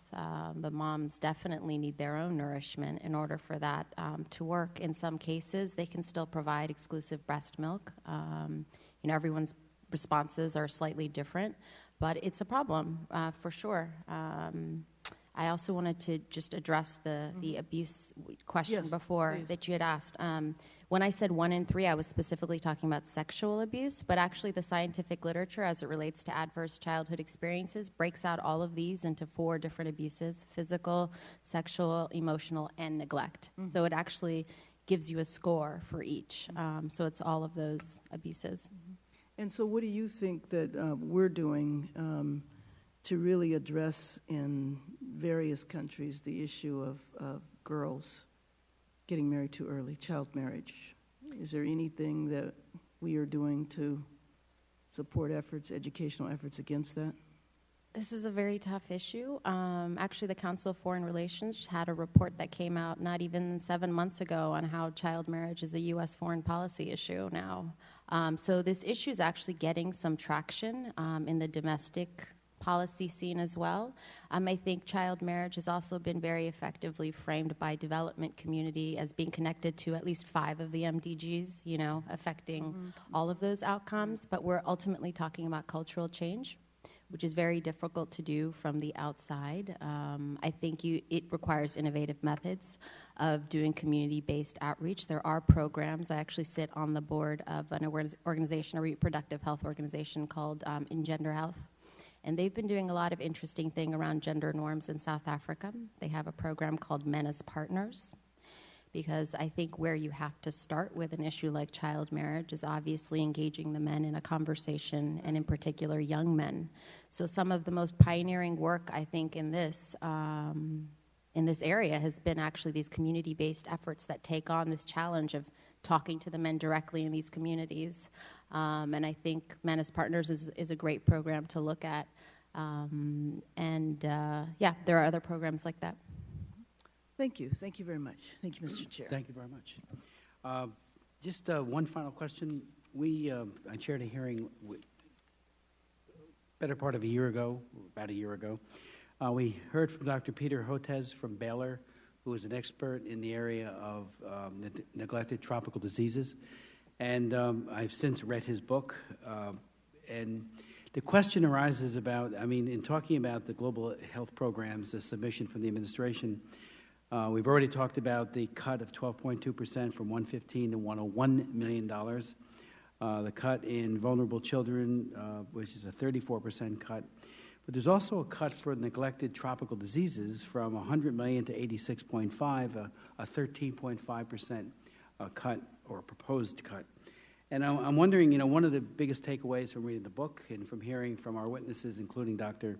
Hotez from Baylor, that there are some 2 billion people who have neglected tropical diseases, that it actually worsens the vulnerability of a woman, especially for HIV/AIDS, which was something that, even though I've been at more PEPFAR meetings, worked on the legislation, was not aware of it until that hearing.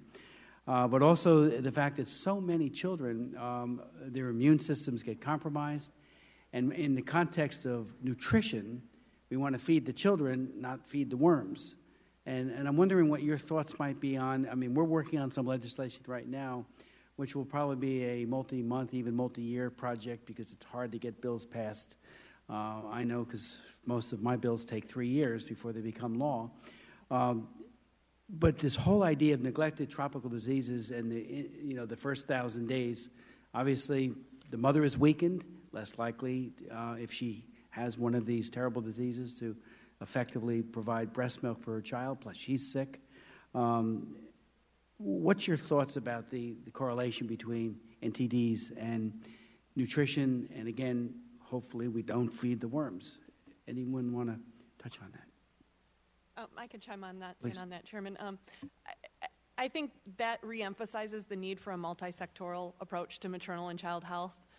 If you're getting worms from unsafe water, it obviously is then tying into all of the health outcomes, both for the mother and the child. So, too often I think the U.S. government has been guilty of this, and I think sometimes us as NGOs have also been guilty of taking a very vertical approach and seeing things in silos. And we've really learned lessons from that you cannot address just one issue at one point in time because they are so interconnected. And to build on something that Dr. Perry said as well, how do you get those integrated multi-sectoral interventions, the messages out through community health workers?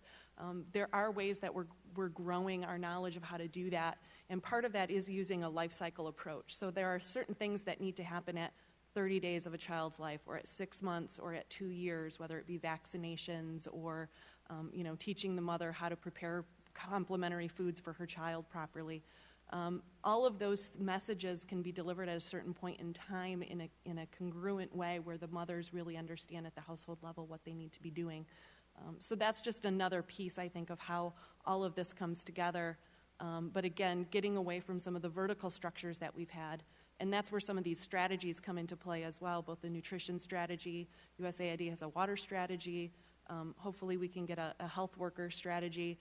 Because different agencies are doing some of these different vertical pieces, having those intergovernmental, interagency strategies really would be very helpful into making sure every piece is working together the way it should.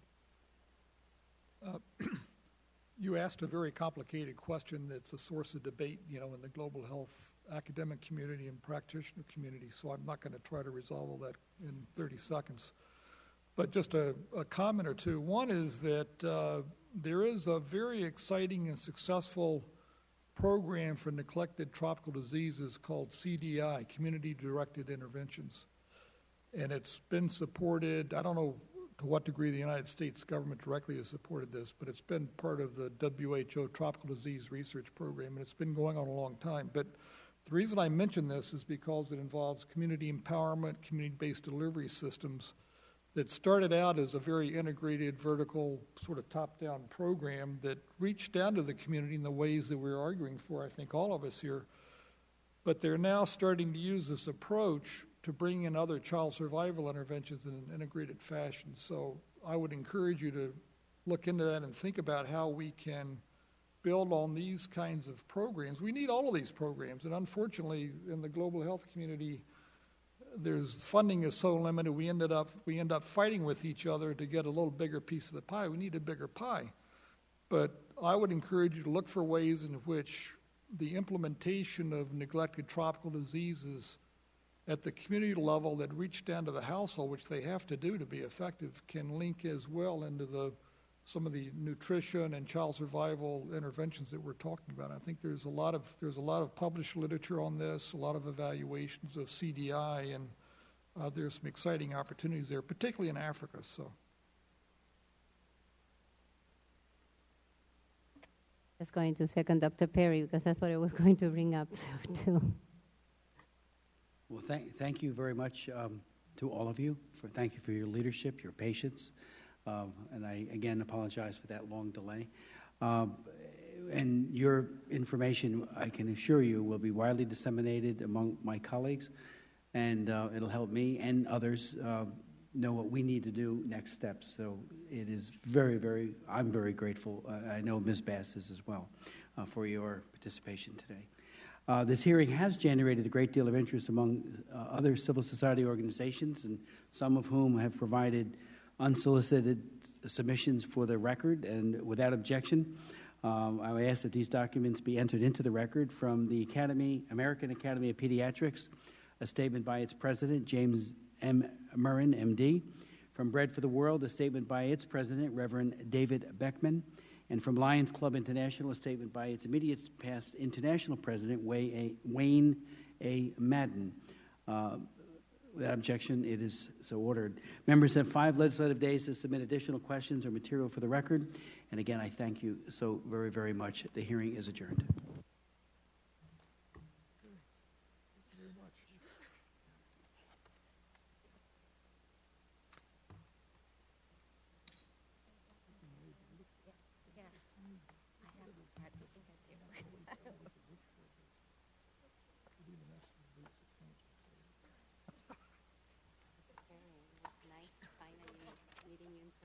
Good to see you.